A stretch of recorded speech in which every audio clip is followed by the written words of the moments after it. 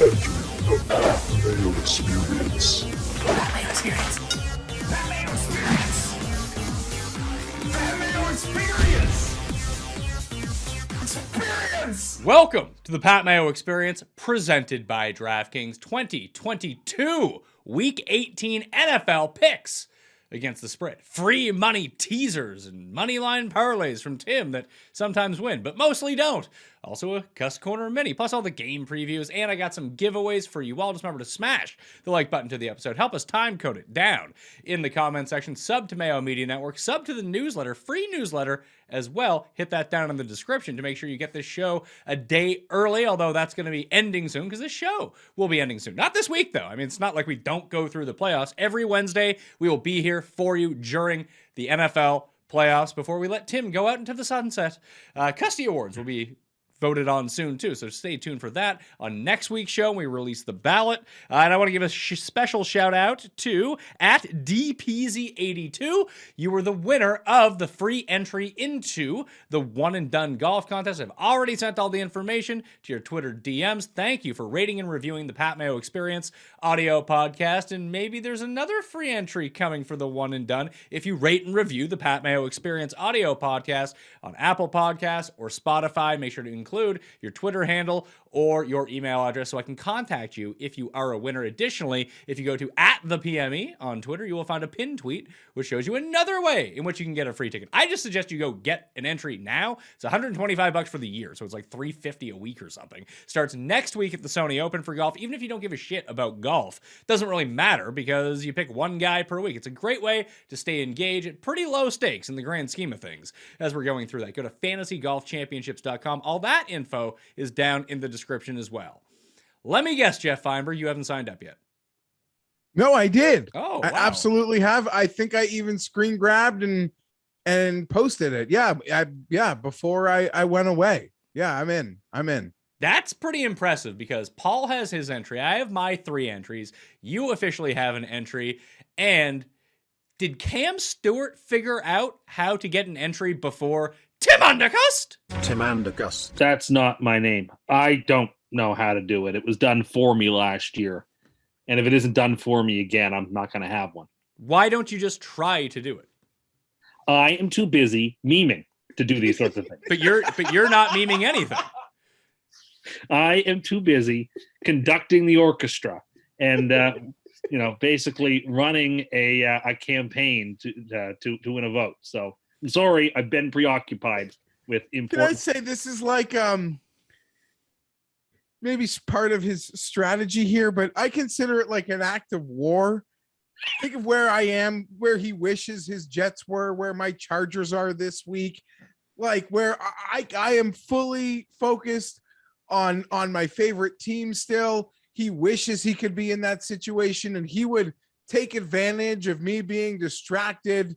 In this sort of time, I consider it like, it's almost like a sneak attack. I am totally distracted. He's sitting there in his war room. I guess, they're plotting knowing.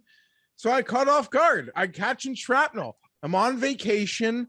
I guess between last week's show with Pizzola and Cam and here I'm catching a lot of shrapnel, but the insane guy, he's campaigning. He's campaigning hard.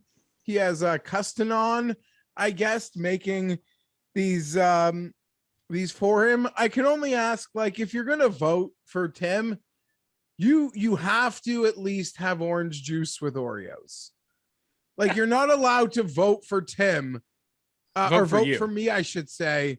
Not support me in this effort, I guess, is what I'm trying to imply, without having orange juice and Oreos with a side of bacon bits and calling it dinner. But there are many levels here. That's the best you got, really? It's not the best I got. Best shot. This is why you're going to lose.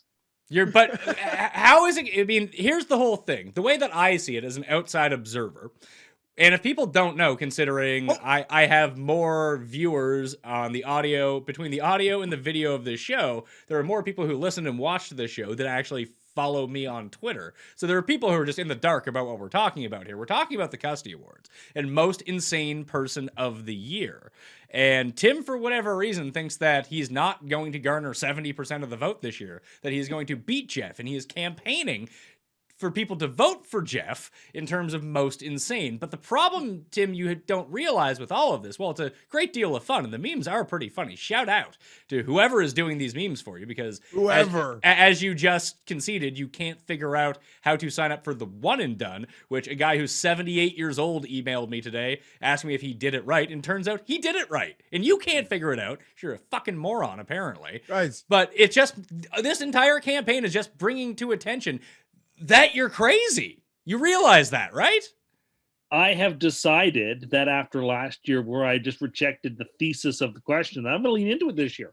I'm going to campaign hard. I mean, I may be King Leonidas and the 300, and I may be under attack, and I may have no chance to win. But this is Sparta, and I'm going to fight. Okay, so this is where I will come in. No, Tim, like I haven't been plotting a response to you all day. I don't know where this is going. No, you only bring this up every single week on the show about how you. No, but for all I know, like there could be a debate. So I don't know where I need to save. Oh, my, a debate show. I didn't even think about that. I don't know where I need to be saving my. You show ammo. me. Like, you tell me where. I don't know where I I'll need to show Lois from Family Guy getting undressed to make you nervous or something. Or like putting some softcore porn on and you probably run out of the room. So like, I don't know where my big guns could come from. All I would ask the people, like, let's just play it this way. Mayo Media is a rocket ship. This thing ain't ending. If it's the natural course that this is something I'm supposed to win, then I guess we'll get there. But right now, there's no evidence to suggest that I deserve this win.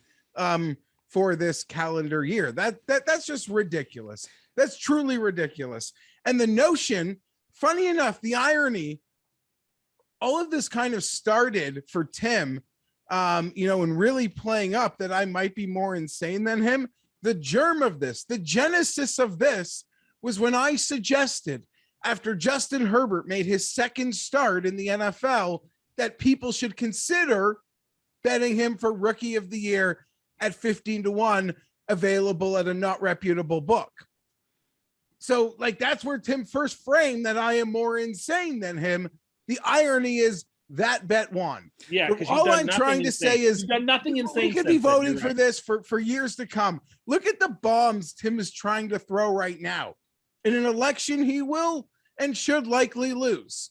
I don't want to suggest how people should vote. I just think you guys are smart enough to figure that out for yourself. I do. I don't want to discount the credibility of your voters. You have this hardened base that will follow you, but there is probably a large selection of people that may be undecided. Well, there may be a campaign video ready to talk. Sure, exactly. The guy campaigning. It's like the smartest guy in the room doesn't need to tell you he's the smartest guy in the room, and the guy telling you he's the smartest in the room is usually a dunce. Okay? The funniest guy in the room doesn't need to tell you he's the funniest guy in the room. But the guy campaigning for not most insane is the most insane. Okay? That's where I stand. You're losing the meme game, pal. You're losing the meme game. Fortunately for me, that's not the category. And I've been blindsided on vacation. And now I've got this ultimate moment, for the Chargers to take step one. So my Herbert and my Staley can play in that first playoff game, and you have decided to literally storm my beaches on this week. I'll admit I'm not prepared for this. Well, and the people will laugh, but this is the steps you're taking now. Imagine when we're 2 more years, 3 more years into this, and you still haven't garnered the percentages you've needed. Where will you be then? Where will you be then? Oh, Tim will at that point, 2 to 3 years from now, if he keeps losing by like vast majorities in this vote, he's going to be like Pabst Blue Ribbon. He's just going to put out on Twitter, "We'll eat ass for votes." And that's just going to be it. I'm surprised he hasn't, paid off an Indian call center to vote for him all day. Like, I'm not really sure what he's going to be up to. I know he doesn't know anything more than clip art. So he's obviously got a team working for him right now. Well, I also know because he sent us the meme. So I can acknowledge maybe I'm worthy of being like a prospect that one day could maybe be worthy of this award.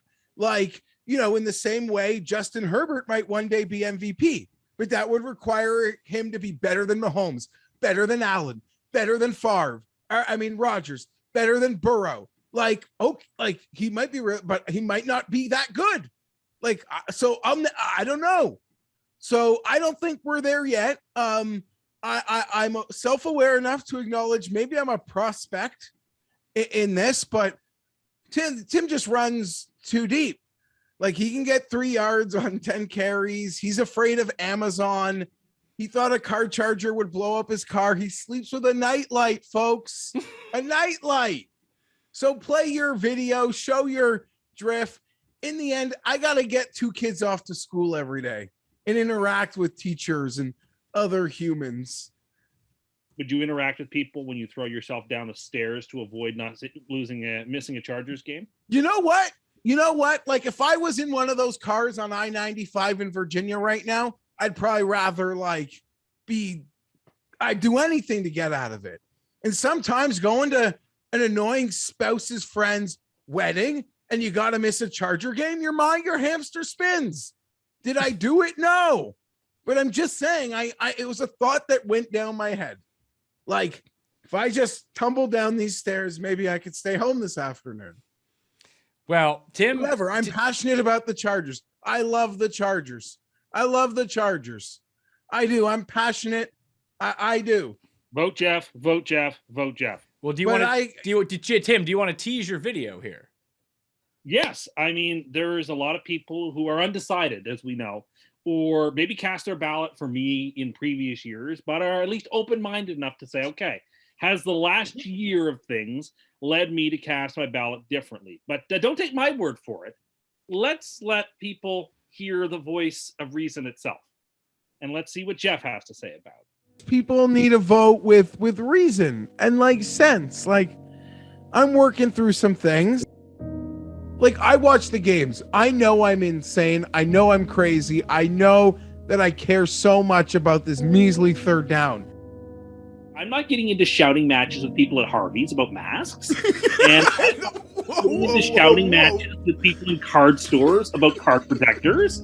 And I didn't collect 5,000 Herbert cards when I said I was only going to get 1 or 2 and turn it into a whole thing. They're putting the old jersey. Herbert, the Chargers stopped wearing the jersey before Herbert was drafted. It's a $4,000 product, a box, for 6 freaking cards.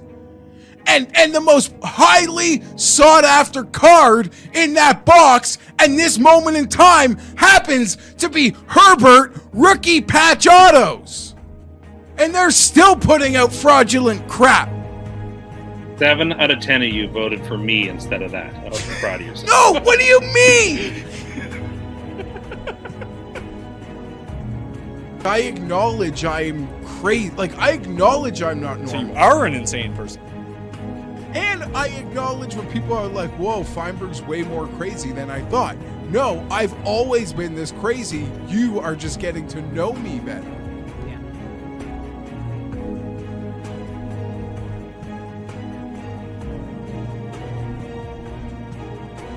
And I need help on and off the field, as some would say. Vote for Geoff. Tim, you know that because these are public airwaves that I have to give special time to your opponent to run a video. Yes, I do. Well, right? Yes, I do. Equal time is totally allowed. So maybe next week we might have a compilation of Tim's greatest hits here. And I'm not going to lie to you. I got a list made up. Actually, I enlisted the help of a few viewers here who wanted to be on Team Geoff for this one. Fine. It's kind of damning compared to what, yeah, that stuff is kind of a bit nutty from Geoff, but it's not going to be raisins are the second best Halloween candy. I can jump from space. I get in the shower and then turn it on. These are just insane person behaviors. To quote, sock shoe. Suck shoe, suck shoe. To quote the end of the Geoff video, he claims he's insane. Who are you to disagree with him? Self-aware, self-aware, self-aware. Then vote for him. He already says he's insane. Okay, Yeah, but the vote, but Tim, I feel like you've missed the boat on this. It's not who is insane; it's who is the most insane. This is like sure. Now the moderator is taking sides in the debate. I'm not. I'm telling you what the actual category. The whole thing is rigged. I told you. Okay, so I mean, we call you Trump all the time anyway. Is this really how you want to go down? No, I'm teasing you. But look, it sounds like it. Once again, it's me against the world. That's fine. You know that's okay. Geoff's too busy. Again, Geoff can't even participate in this battle because he's too concerned about a regular season playoff game. But again, a regular season game. But again, he's the same one, right? I'm not. No, I didn't listen. I didn't know. Listen, I didn't realize that you were bringing. I didn't realize. At what point did you not realize when day after day after day I'm rolling out banger after banger meme? At what point did you think that there was something that you were in a battle here? After the 4th hilarious meme? After the 5th hilarious meme? After the 6th hilarious meme? Like acknowledging your existence, like it's just enough. It's on tape. And even before you said it, like I mean, look, he's gonna call me. Some Hillary. of us are working hard to win a campaign. Other people are just swanning around in a yacht on the Atlantic Ocean. Are you saying that Geoff is a coastal elite? That's exactly what I'm saying. Geoff is a flip-flopper. He's a coastal elite. You want to vote for John Kerry, you vote for Geoff. You want to vote for a winner, you vote against me and for Geoff. I love a lot of the work. So the work is top notch.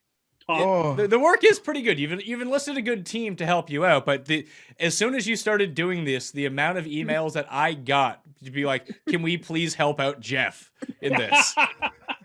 Go ahead. Look, I am not shying away from competition. I'm not shying away from a good fight. If Geoff wants to have a debate, I'll have a debate. You just show me where, I'll show up. Well, did you give up on the competition of trying to win the most spread picks this year? I think that would be a mathematical impossibility at this point. I worked it out. That is not true. So after last week, no one really had a good week. Geoff and I were both 9-7 against the spread. You were 8-8. The coin put himself back in Cust range. The coin went 6-10.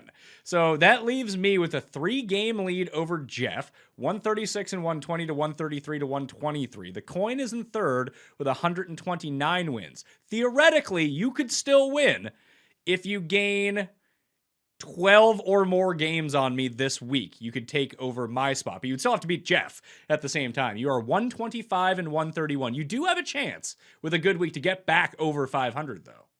That's my goal. I mean, I could play Scorched Earth and try to go the opposite you want every game, but I'm not going to do that. I'm trying to get the best week I can to get over Mount 500. Now, that means I'm 3rd or 4th and I'm over 500. Great. I'll live with that. Well, That's I mean, not the vote I'm looking to win. You can try to go opposite me on every game, and that might be an effective strategy if everything breaks your way, but you still have to beat Geoff and the coin at the same time. That's just a case. Yeah, my goal now is to beat 500. To me, a win now would be get over 500 and hit my free money this week and get over 500 in terms of the VIG on that too. So, would you be over 500 on the VIG on that? I think so, with a plus 350 coming in this week. Yeah, I don't think you would still. This is also a very monumental week, Geoff. If Cust loses, and he rarely does these during the playoffs, so we might not get another one until week 1 of next year. But Cust's lifetime record on the free money plays, 14-99. We might get to 100 losses. It's a hinge week. Hinge week. Well, it was always going to happen at some point. But I feel like I have found a golden thread in this week of terrible spreads, and it's, of course, the hardest week to pick. I think I've got 5 games together that I really like. And, of course, as I said on last week's show, we all know where I'm going with the last pick of the season because I made a promise. So. Additionally, I have locked up the Super Lock title for the year. Geoff can no longer catch me after Minnesota's spread did not break in his favor last week. That's bad luck for him. The poor guy lost. I lost my free money on that too. Like, I feel bad for you. You also lost your free money on Detroit. So what are you talking about? Oh yeah. we don't count the other losses on there, do we? Forgot about Detroit. They lost by like 30 points. I think I would have won that bet more often than I would have lost it, but whatever. You're right. I forgot I picked Detroit. So on your 4-team teaser, you lost 2 of the legs. Pretty close though. I feel like I've had like just the worst luck when it comes to You have. super locks, and I hit mine. I'm still, considering what my record is, considering how, I don't know, whatever. That's just betting football. Yeah. Is So what it is. you are currently Time to win back some money. Time to win some money on golf to make up for all the money I lose on Sam football. Burns. He's going to win this week.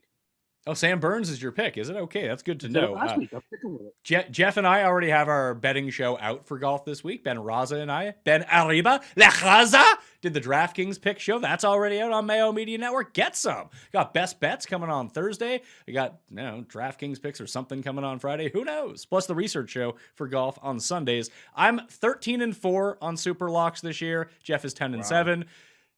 It's by far the best year I'm ever going to have on Super Lock, so just keep riding the wave, I suppose. Cust, 8-9. You have a chance to get back to 500 on Super Locks too. This is a hinge week for you. All right. Okay. Good.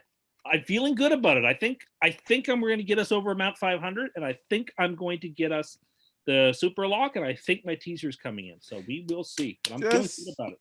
Can I ask a question? Sure. A favor? Yeah. Like, I guess Tim has clearly decided to turn the heat up on things. Can I just ask in one favor to not make the Chargers his Super Lock? They were never going to be. I promised you the opposite last week, that I wouldn't pick the Chargers. I promised you I'd pick the Raiders this week, and I'm a man of my word. Well, that's pretty good because can you not pick the game? No, wait. He already said he was picking the Raiders. I remember But I that don't vividly. understand. But Jeff, here's the Like, thing: because you are such a special person, and this game is the Sunday night game, we're leading off with this one: Chargers at Raiders. Raiders favored. No, actually, no. Raiders are. You have 3, Paul. I have 2.5. I'm looking at it right now. I guess it's 3. This line is getting out of control. So 3 is the number then. I think 3 currently on DraftKings Sports. It's 3 currently. All right. Well, Paul did the update. I did an hour ago. I guess it changed within the last half hour. Anyway, Chargers 3-point favorites in Vegas. 49 is the over under that. It's funny because the line keeps going towards the Chargers and the under keeps getting lower. It was 50, then it was 49.5. Now it's currently 49. 8-8 against the spread for the Chargers. 7-9 for the Raiders. Tim, if the Raiders are going to be your super lock, why? No, they're not. Oh, They're not going to be my super lock. I just promised. I told them last week I would pick Oh. the Raiders on the show, and I'm Okay. standing with that obligation. I'm Sure. picking the Raiders to cover this spread. And why am I picking them? Because they are, I think, they shouldn't be 3-point dogs in this game. I think this game should be basically a pick 'em. In Las Vegas, I think it should be a pick 'em. It's not like regular Las Vegas games where the other team's fans show up en masse to cheer for the opponent. Like, yeah, there'll be some people who come in from San Diego and Los Angeles, but not that many. And I think this will be an event, as we sort of talked about a couple weeks ago, that this will be the first big event game in Las Vegas for the Raiders. All the old faithful will be there. They'll probably have a big ceremony to remember the passing of John Madden there in person, the first game for the Raiders to play at home since he passed. I think the Chargers-Raiders is going to be a great game, but it's indoors, and the Chargers are also an indoor team. I like that road dome factor. There's a lot of things that mitigate towards the Chargers, but in the end, I think that the Chargers cannot stop the running game of the Raiders. I mean, the Raiders won last week with only rushing like 70 yards from their running back. If they can get production out of their running game, they'll take the Chargers out of it. The Chargers cannot win if the Raiders are able to move the ball on the ground, and I don't think that defense is going to be able to do that. I agree with the under. I think we're looking at a 16-13, 17-14 type of game. I see absolutely no argument for the over in this game at all. I think it's going to be very low scoring, particularly if Jacksonville pulls off the upset. Neither team then has sort of an incentive to do much in this game. And anyway, point being, I think the Raiders have to be the play here as the home dog for no apparent reason other than I guess people are just infatuated with the Chargers again, who are only in this situation because they couldn't finish the deal with the Texans 2 weeks ago. And they can't stop the run, and Oakland can run. So give me the Raiders. Jeff, are you going to pick the Raiders? Am I going to pick the Raiders? Yeah. No, I'm not picking Okay. the Raiders. Okay. Good to know. I mean, I showed you guys. I already have a lot on this game because I have a big bet on a season win total 9. That's a guaranteed push. And I have it to make the playoffs plus 115 on a pretty large bet. So I guess, that's took 4 months to actually just have single game closing line value on it. I also have a bet with Benjamin Albright that a charity bet that if the Raiders finish better than the Chargers, I got to make a $750 donation, and vice versa. I said I would donate 500, or sorry, I would have to donate 750. And if the Chargers had the better record, then he would have to donate 500. Cause hey, the Raiders are here, man. Like that's incredible. Like, I don't know how they got here. So it just feels like they got this horseshoe. Now they got Madden death swag maybe to play into it. And I feel like for a league that so often like never wants anything good to happen for the Raiders, I actually think the league probably really wants the Raiders in this game. So I'm in my own head about a few things here, but bottom line is it's Gus Bradley plays that fucking single high safety shit, and good quarterbacks just put it right up there. Just give it like all day long. Just like that first matchup, just like those Mahomes games. Anytime the Raiders play someone who can cut air, it turns into a real problem outside of Thanksgiving. Let's not forget, I think on Thanksgiving, the clip you used for this show, Pat, was Tim like burying the Raiders. I did. Not to say a lot of us didn't think about it or, feel that's where it was going, but Tim like viciously, cruelly buried them. I did. And even referenced like made some analogies, I think, maybe even to death or what have you, and look at where they are now since Tim, made those comments. So I don't think you can I don't think you can underestimate, the power of the curse. How are you going to stop Josh Jacobs? If you can't stop him, you can't win, Geoff.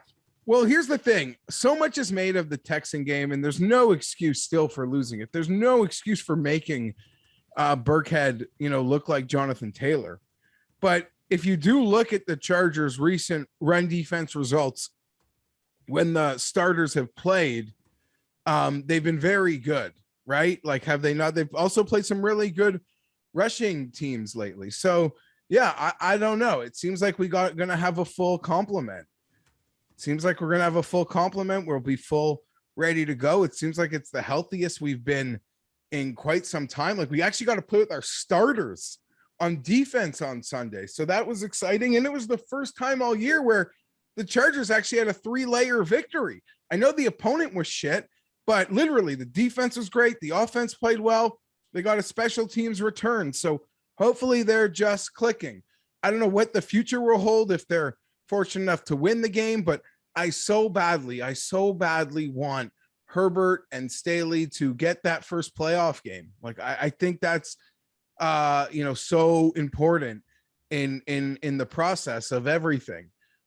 So it's just, next year when they get there again, hopefully that it's just something they've already been through and encountered.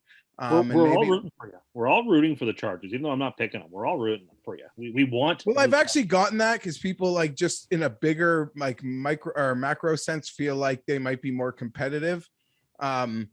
But yes, it's just get the Chiefs. The Chiefs will win by 40 points on Wild Card Weekend. At least the Chargers will put up a game. Oh, you're just right. Shut up. I mean, that's shut a fact. up. It's a fact. No, I'm not saying that. In fact, actually, the Raiders would be the 6th seed with a win. They would play the Chargers. But I don't know. For me, like you're worried about Jacobs. To me, I'm worried about like Renfro. So hopefully we can just. Renfro. If Carr plays well too, like. Can you disrupt Carr? Can you stop the run? I actually don't.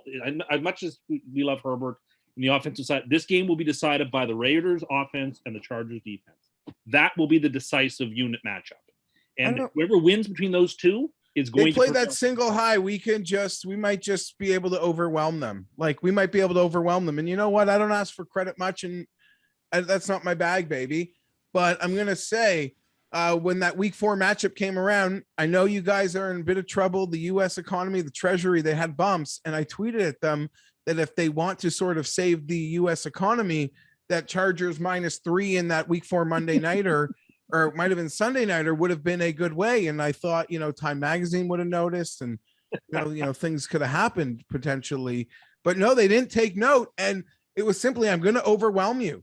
On Sunday night, I plan to overwhelm the Raiders with talent.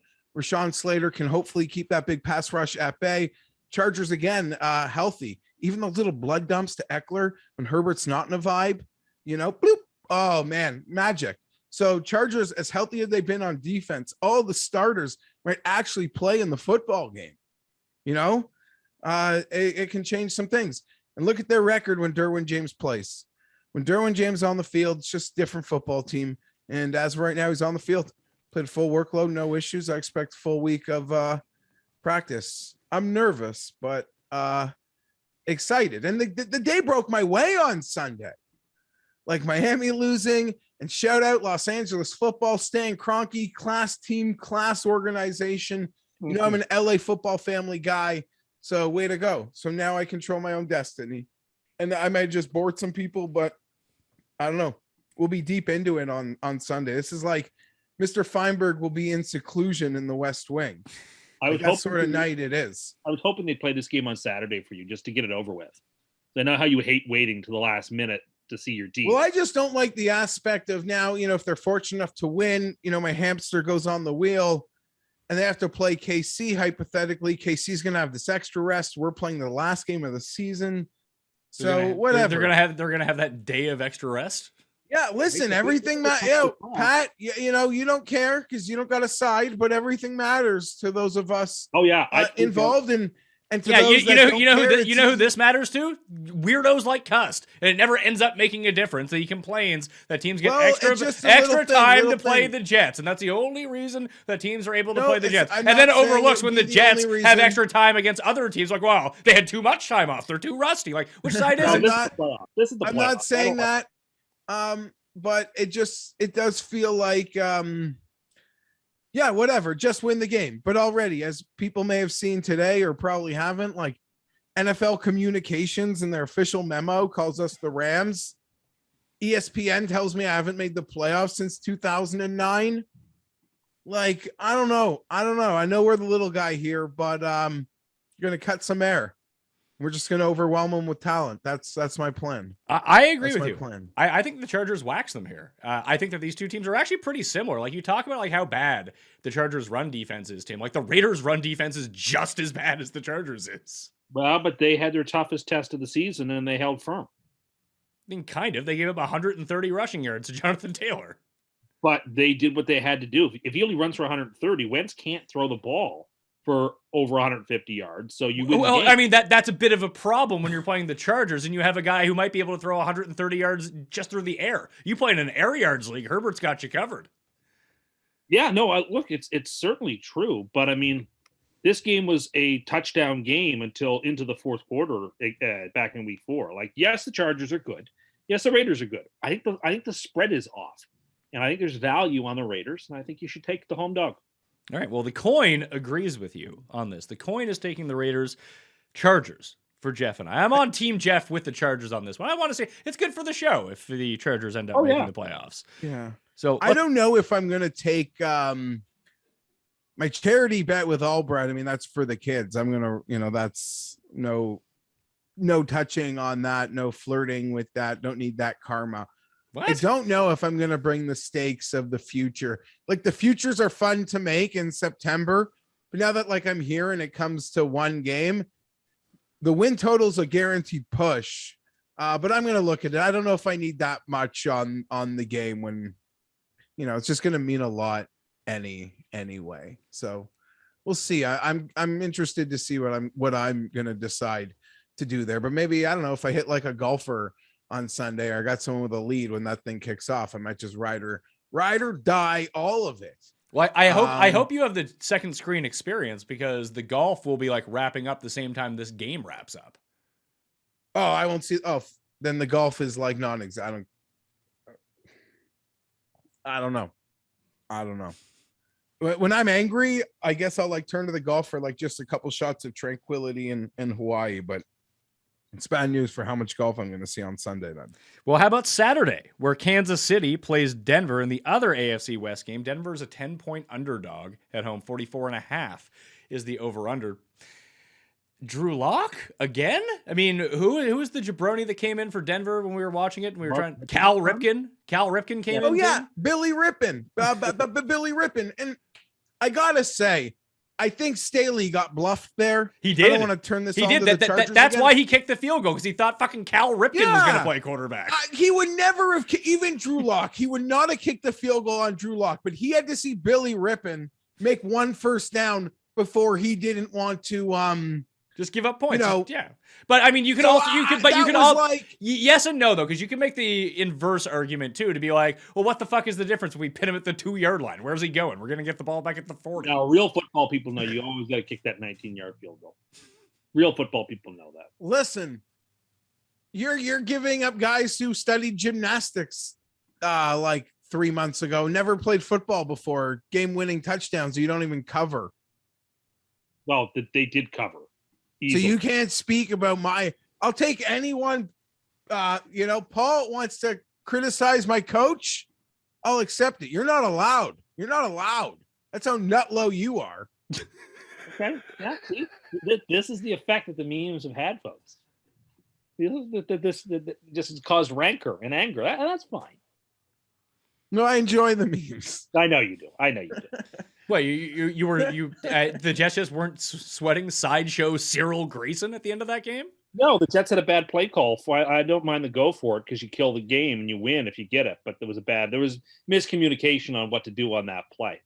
But honestly, that was the first time in forever the Jets had like a really tough loss, and I wasn't bothered by it in the least. We had to turn the game off this weekend, Geoff, as we were watching at headquarters, because we had to turn the Jets game off before halftime because Tim wouldn't stop fucking doing his own play-by-play of the game while we're trying to watch the other games.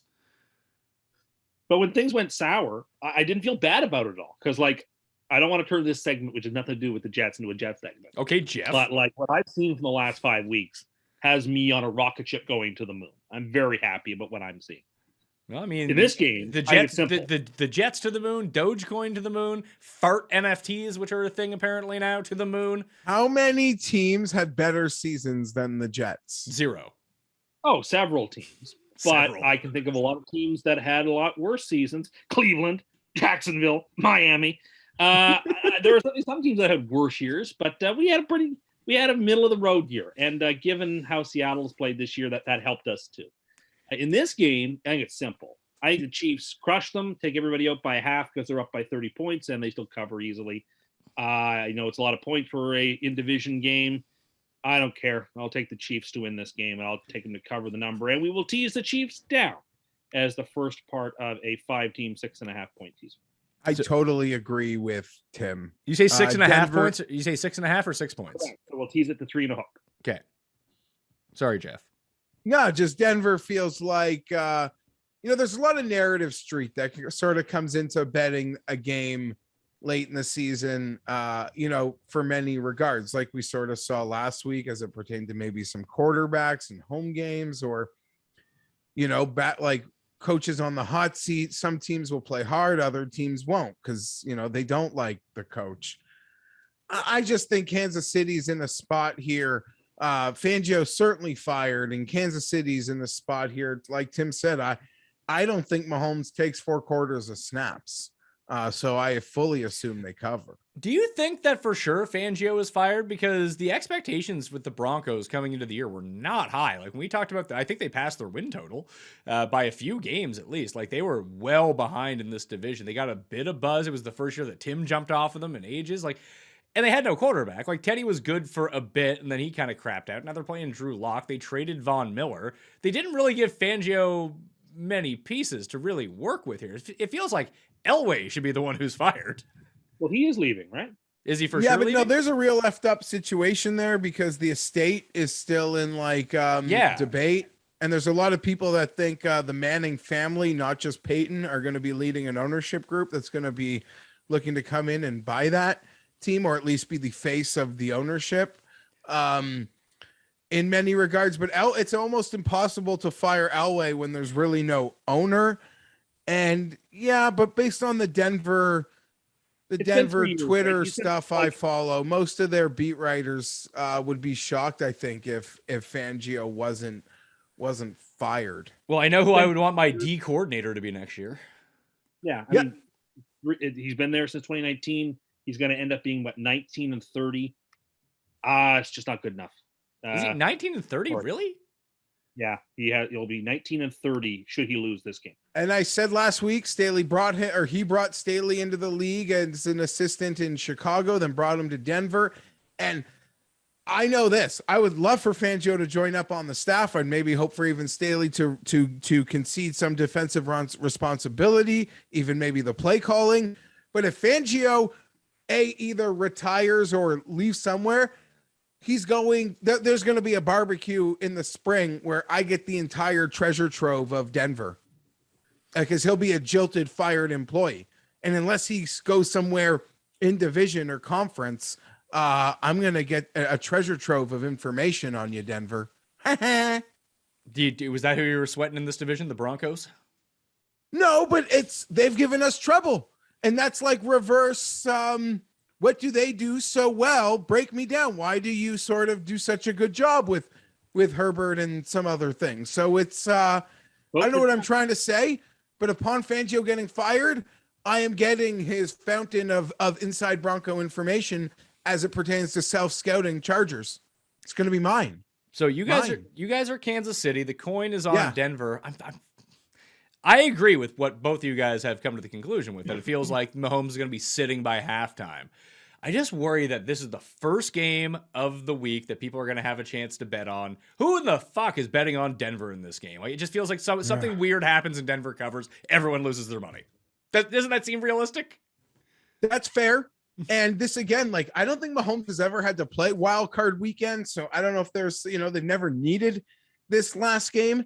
And I could see that, maybe they make a play or two. And, if I'm Kansas City, it's one of those games where you got to spy every punt, every kick, like everything has to be spied because they're playing for nothing. And, to make it fun in the last 4 quarters on TV.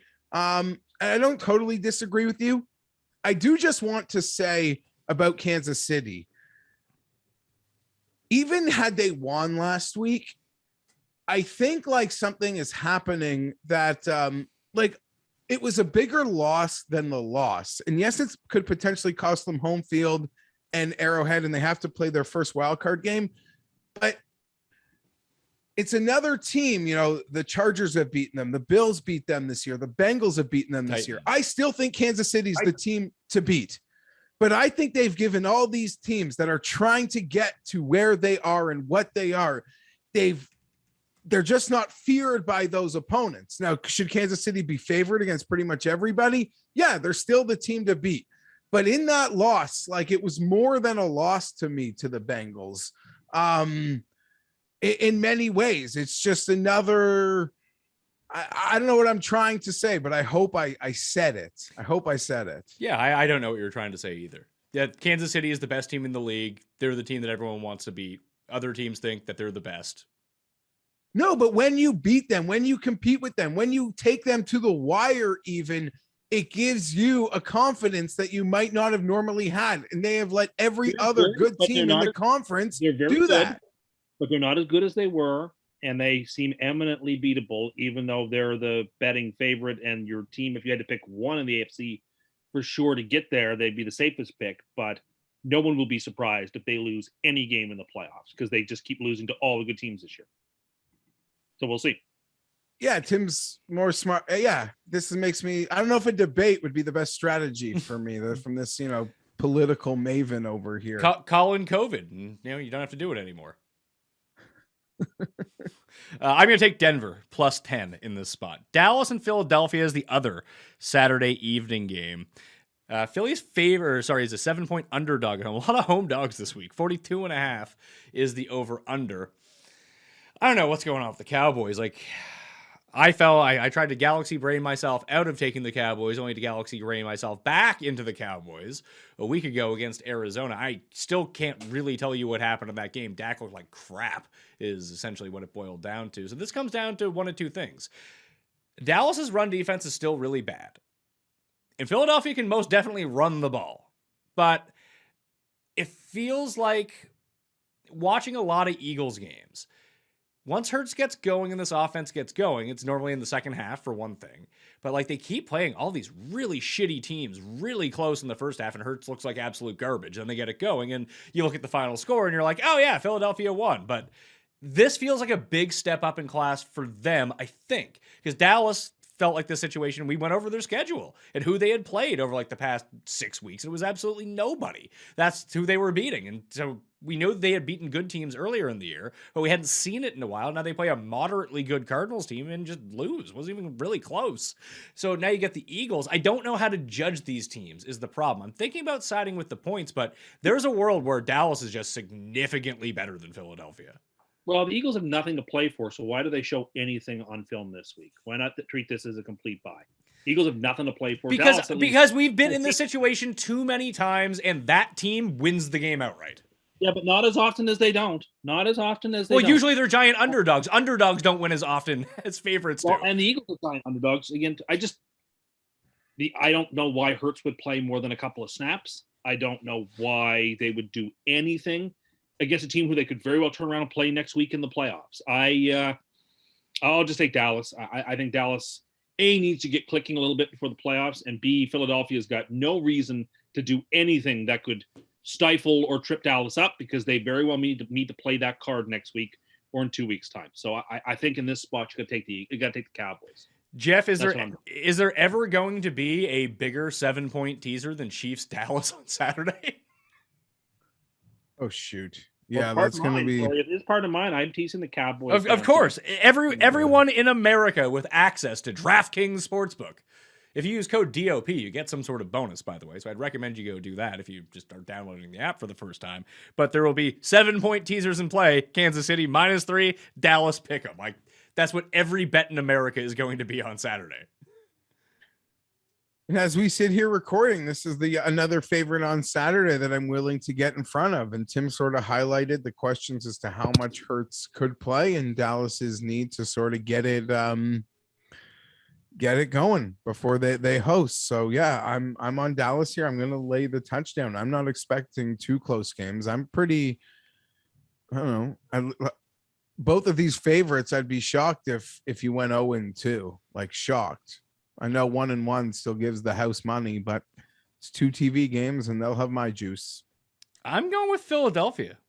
I'm just not impressed by Dallas right now. And these teams are weirdly similarly constructed. Obviously, the better offensive weapons side with Dallas. And I think that Dallas's defense gets a lot of pub because they have giant playmakers. It's Dallas, so you're just familiar with so many of their defensive guys and like super rooks coming off and leading the league in picks. Everything like that, but that Philadelphia's offensive and defensive line are just very good as well. And I do think that if Philadelphia comes out and tries in this game and Hurts does end up playing, or even if it's Minshew, like he's not as good as Hurts, but he's not, who was the absolute plug that Minnesota played last week? Mannion, who looks like Tim Andercuss trying to run. If the Eagles play Dallas next week in the playoffs, I would probably want to take Philly in the points, but in this circumstance, I can't. All right, I'm taking Philly in the points. I'm doing your work for you. I'm making the opposite picks of you guys. You have a chance to catch me. I'm putting the hammer down. If Denver and Philly cover on Saturday, watch out because I'm probably just walking away with the spread title again. Green Bay and Detroit Sunday game. Detroit is a 2.5-point underdog at home against the Packers. 42.5 is the over-under. Expecting Jordan Love to start in this game as the Packers have locked up the 1 seed in the NFC. There's no point of playing Aaron Rodgers here, and just you get to have another extended look at Jordan Love, who we haven't seen since the Kansas City game, where he did not win, but he did cover that game. I think a lot of people forget that. And you have this Detroit team who just got absolutely shellacked by the Seahawks in Russell Wilson's potential final game in Seattle. It wasn't so much Russell Wilson as Rashad Penny he was an object at rest him. He could not be stopped on Sunday. But I like Detroit a lot here, though. Do you? Like, who is playing for Green Bay? Like, we know Rodgers isn't, but are like, is A.J. Dillon going to start at running back instead of Aaron Jones? Because if that's the case, he might run for like 250 yards. Yeah, I think Dillon. I don't think we see any Aaron Jones. I can't imagine we see Devontae Adams. Like on the defensive side, any of their stars. I don't know why they'd play. Just you got no reason to, right? And yeah, Detroit gets crushed, but all year long, Detroit gets crushed, and then they come back and they play fine. Like they're completely unfazed. They're like a starting pitcher who gives up a crooked inning and then comes back and throws and strikes out the side. They've done it all year long. It hasn't bothered them. And just, this is a preseason game, essentially. And you're just giving me 2.5 points in Detroit the last week of the year with nothing to play for. And what I saw of Love, I wasn't very impressed with. And they're not going to be giving him all the weapons that he could be playing with. So Detroit seems like they'll be incredibly scrappy and hungry. And Green Bay doesn't have much to play for. I mean, I wouldn't bet this game. I wouldn't touch this game, but I will take the Lions.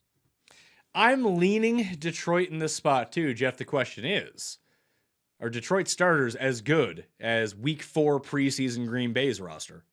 Yeah, probably are. And this, like Tim, I'm leaning, or like both of you leaning the Lions. Total narrative street wager, if you actually put real money on it. But there's no reason to believe, with how hard the Lions have competed all season, that they won't bring that same sort of compete effort into this game, which kind of makes this decision easy. Yeah, but it's only 2.5 points. Like the more skilled roster is still the Packers roster. Obviously, when you take Aaron Rodgers off of that, it becomes less skilled. But I don't know. Like, it's not like Detroit is a 7-point underdog here. Like they basically need to win the game at 2.5 points is really what it comes down to. Do you trust Detroit to win the game? I don't trust Love to win the game though either. And it's on the road, and so I'll just roll with Detroit, like I said, without any big. Are you drinking a Diet Pepsi there, Geoff?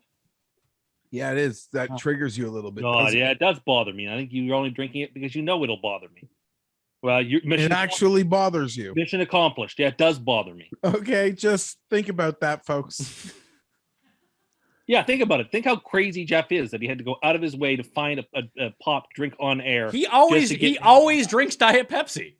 Not always. No, I have a keen eye as to what Geoff is drinking every week. And most week it's not Diet Pepsi. What is it? There's Diet Pepsi in the house, and I grabbed one this week. There's no coincidence. Okay, yeah, sure. Okay. All right. Diet Pepsi Zero Rookie of the Year. Well, your quarterback won't even winning put that? Zach on the ballot in weeks where the other people had good weeks because they know that he'll win the vote now every week. Like, obviously Chase should win it for last week. Like, Zach had an excellent week too, and they can't put him on the ballot because they want Chase to win because they know because your Mimi team is going to flood the internet vote, or what? Because the Jets are in the biggest market in the AFC, and if you give the opportunity for the fans to vote, they're going to win. Did you know that Tim said that Zach Wilson is the theoretical Rookie of the Year, Geoff? He missed too many games to be Offensive Rookie of the Year, but I am of the opinion that had he played the full season, and we've seen the progress that we've seen, that, yeah, he probably in a year where there's no clear-cut favorite, I think he'd probably be right in the mix, if not the Rookie of the Year on the offensive side of the ball. But then again, maybe having that injury and having the time to sort of take a breath and slow down and learn a few things has been really important for his development, because he went from a quarterback who was tied for the most interceptions to, I think, 17th in the league with interceptions. Now I think I read. He just doesn't turn the ball over. When you don't play 5 games, that really helps out, doesn't it? No, but he just doesn't he hasn't turned the ball over in like 4 straight games now. He's got one of the longest streaks in the NFL of not throwing a pick. He's learned not to turn the ball over, and that's incredibly encouraging. That's the sort of stuff Sam could never shake. Zach seems to have shaken it off, as Taylor Swift would say. Shake it off. So I'm feeling pretty good about it. Jesus Christ. The coin is taking Green Bay. Indianapolis and Jacksonville. Jacksonville is a 15-point dog at home to Indy. 44 is the over-under. Are the Colts good enough to cover 15 points on the road? I believe so. And not because the Colts are so good, but because their opponent is so poor. So you're taking Indy? I'm taking Indianapolis, and I'm also here to take a little bit of credit. There's all kinds of people. Yeah, go ahead, put it up. Go ahead, Paul, put it up. But like, it's pretty clear from if they were going to redraft the 2021 draft, Jacksonville would take Zach over. I have not heard anyone besides you say that. In fact, listen, you might be right that people don't want to admit that they were wrong about Trevor Lawrence, but all the discourse that I have seen from NFL people is that Lawrence is going to be fine. Everyone would still draft Lawrence. Okay, sure, we'll give him another year. But like through a year of football, my position, which was the incredibly minoritarian position on this issue, is looking far more fulsome than those who said, oh no, this is John Elway 2.0. Yeah, maybe that'll happen. But like, it's basically, I went all in with 2-3 suited and the flop came down 4-5 suited. So I'm open-ended and I have a straight and a flush and a straight flush draw. Y'all could win, but things are looking in my favor right now. Geoff, do you recall the week before the Jets beat the Rams last year and lost out on the number 1 pick, how pumped he was to get Trevor Lawrence? I do. He was the YouTubing Lawrence videos, sending me links And telling us how great Lawrence was. It's much like when we get to Cleveland here and Baker's out for the season. I forget who was the one who nicknamed him Broadway Baker when it looks like he was going to the Jets, and how pumped someone was. Look, sometimes a person has to be a team player. Yeah, sure. Okay. By the way, it's that whole tweet starts with the line, he may be a bust. So and then immediately compared him to a combination of Drew Brees and Aaron Rodgers. Has the potential. As you can see, that's heavily caveated all over the place. And so when you want to look for credit on things, right? What would you take away from these? Like, how would you determine, like, do you determine that a win for you? Do you want credit because you said he might be a bust? Or if he was the best quarterback in the league, would you also then take credit for that too? I think that's me being a loyal fan, trying to be and prepare to be a company man in case they go in a particular direction. But look, my arguments have been laid down for weeks and years about Mayfield and Tua. The moment Mayfield didn't go to the Jets, you were on his jock the entire time about how great he was. The moment he doesn't go to the Jets, he's awful. You're right. No one's allowed to change their opinion. Yeah, but you change your opinion, we know, for the most insane reason possible, is that you root for a piece of laundry and, I don't know, your mom washes it for you or something like that. So, yeah, you're upset that I'm right. And like, as Geoff mentioned, I think the other day, like outside of my Jets bias, which I admit I actually have a really good eye for quarterback. But you absolutely don't. The only two that you've been right about are only because they weren't drafted by the Jets, and then you said that they sucked. That's not necessarily true. Really? I told Geoff I liked Herbert. I told him at the time I liked Herbert. I do. Geoff, is that true? Because I don't recall that whatsoever. I remember he hated Tua. Yeah, I don't really. He didn't put his flag in the ground. He didn't put the flag in the ground about Burrow big time. Yeah, and then you cursed him, and Geoff won his bet. And now he's playing fantastically. Which sure, but you said, also, as the Custies will come out, as we will see next week, don't forget that Joe Burrow, according to you, was the biggest lock of all time to win Offensive Rookie of the Year. What happened? He injured his knee and didn't win because of it. When? Yeah, that's right. When did that happen?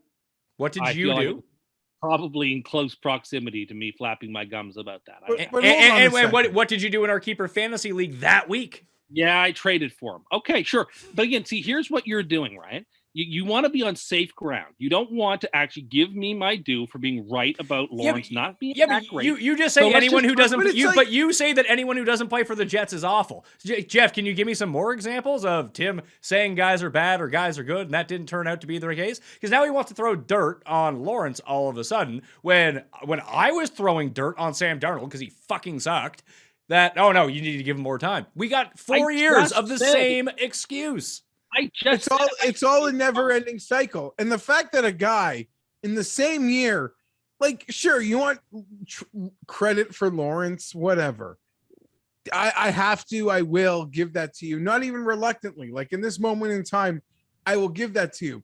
Thank you. But you cannot consider yourself a quarterback evaluating savant when literally we're within the same month where you proclaim Kirk Cousins better than Aaron Rodgers. and then dug in deeper on it. I mean, Cousins' numbers have been very, very good since I said that. And then he missed the game against Rodgers because he contracted COVID. Yeah, okay. I still think Cousins is excellent. No, you said that Packers fans would rather have Kirk Cousins as their starting quarterback. I know what I said. And I meant what I said. And I'm not taking it back. I said what I meant. I think that Rodgers is, while a marvelous quarterback, I like Cousins better. I stand by that. Also, Geoff, as we recall, we did our best quarterback rankings in the preseason. You remember who his number 2 was, plus who was his MVP pick for this year? And now is being talked about potentially being traded for, they can just play the backup if they have, because apparently he's just as good. Is it Lamar? I don't know. who we're talking about. Lamar is it is Lamar. not been healthy, and that Ravens team has been healthy, but Not wonder Lamar's why. untradeable because the amount of firsts you would have to give up for Lamar would be outrageous. No team was going to do it. I don't know about that. I do. Like say with certainty, there's no team with a war chest big enough to trade for Lamar. I mean, if you could trade right now, let's say, Geoff, that you knew that Watson was going to be eligible to play. Who do you think? I'd rather Watson. I'd rather Watson too. I would take Jackson 100 times out of 100, and everybody else would too. I want to hear Come about on. this. I want to hear about this in the comment section. You can tweet at us on Twitter as well. That, I mean, with the caveat, I mean, we don't know if Watson's ever going to play again. So obviously, at this point, yes, you would rather have Lamar Jackson. But let's say it came out tomorrow, reinstated, no suspension. Deshaun Watson can play Week 18, and he can play every week moving forward. Who would get more in a trade? I'd say it would be Deshaun Watson. In that case, I still think it would be Jackson, but it would be closer. Part of my statement was that we have to take into consideration the real world fact that but when I explained it to you, I said that we aren't considering that. So you just weren't listening. So in your circumstance, So you weren't listening, were you? You need to be a better listener, sir. And this is part of your main character syndrome that you're just waiting to talk. Oh yeah, waiting to talk. yeah. Pat, is Pat done yet? So I can talk. That's not going through my mind. Anywho, in this terrible game, that I don't know. I guess I like the Colts to win by 17. The Jags. I'll take the Colts. Yeah, the coin is with you. I'm going to take Jacksonville. Geoff, did you see Wentz's immaculate touchdown throw to T.Y. Hilton this weekend? I'm going to take Jacksonville here. Ooh. Late backdoor, not exactly stressful in terms of losing the game, but yeah, they're not. Yeah, I'm going to take all these points. That was Wentz's only touchdown pass. I've been saying for weeks that a Colts bet to win the Super Bowl cannot win, and it's because you have Carson Wentz. There were a couple of bets out there that just have no chance of winning, and one of them is the Colts because Wentz is not good enough and is too awful. When did Wentz go down last year? Last year? Yeah. I think he played the season out for Philadelphia, did he not? No, because Hurts was playing at the end of the year. Wasn't he? He was. I don't remember.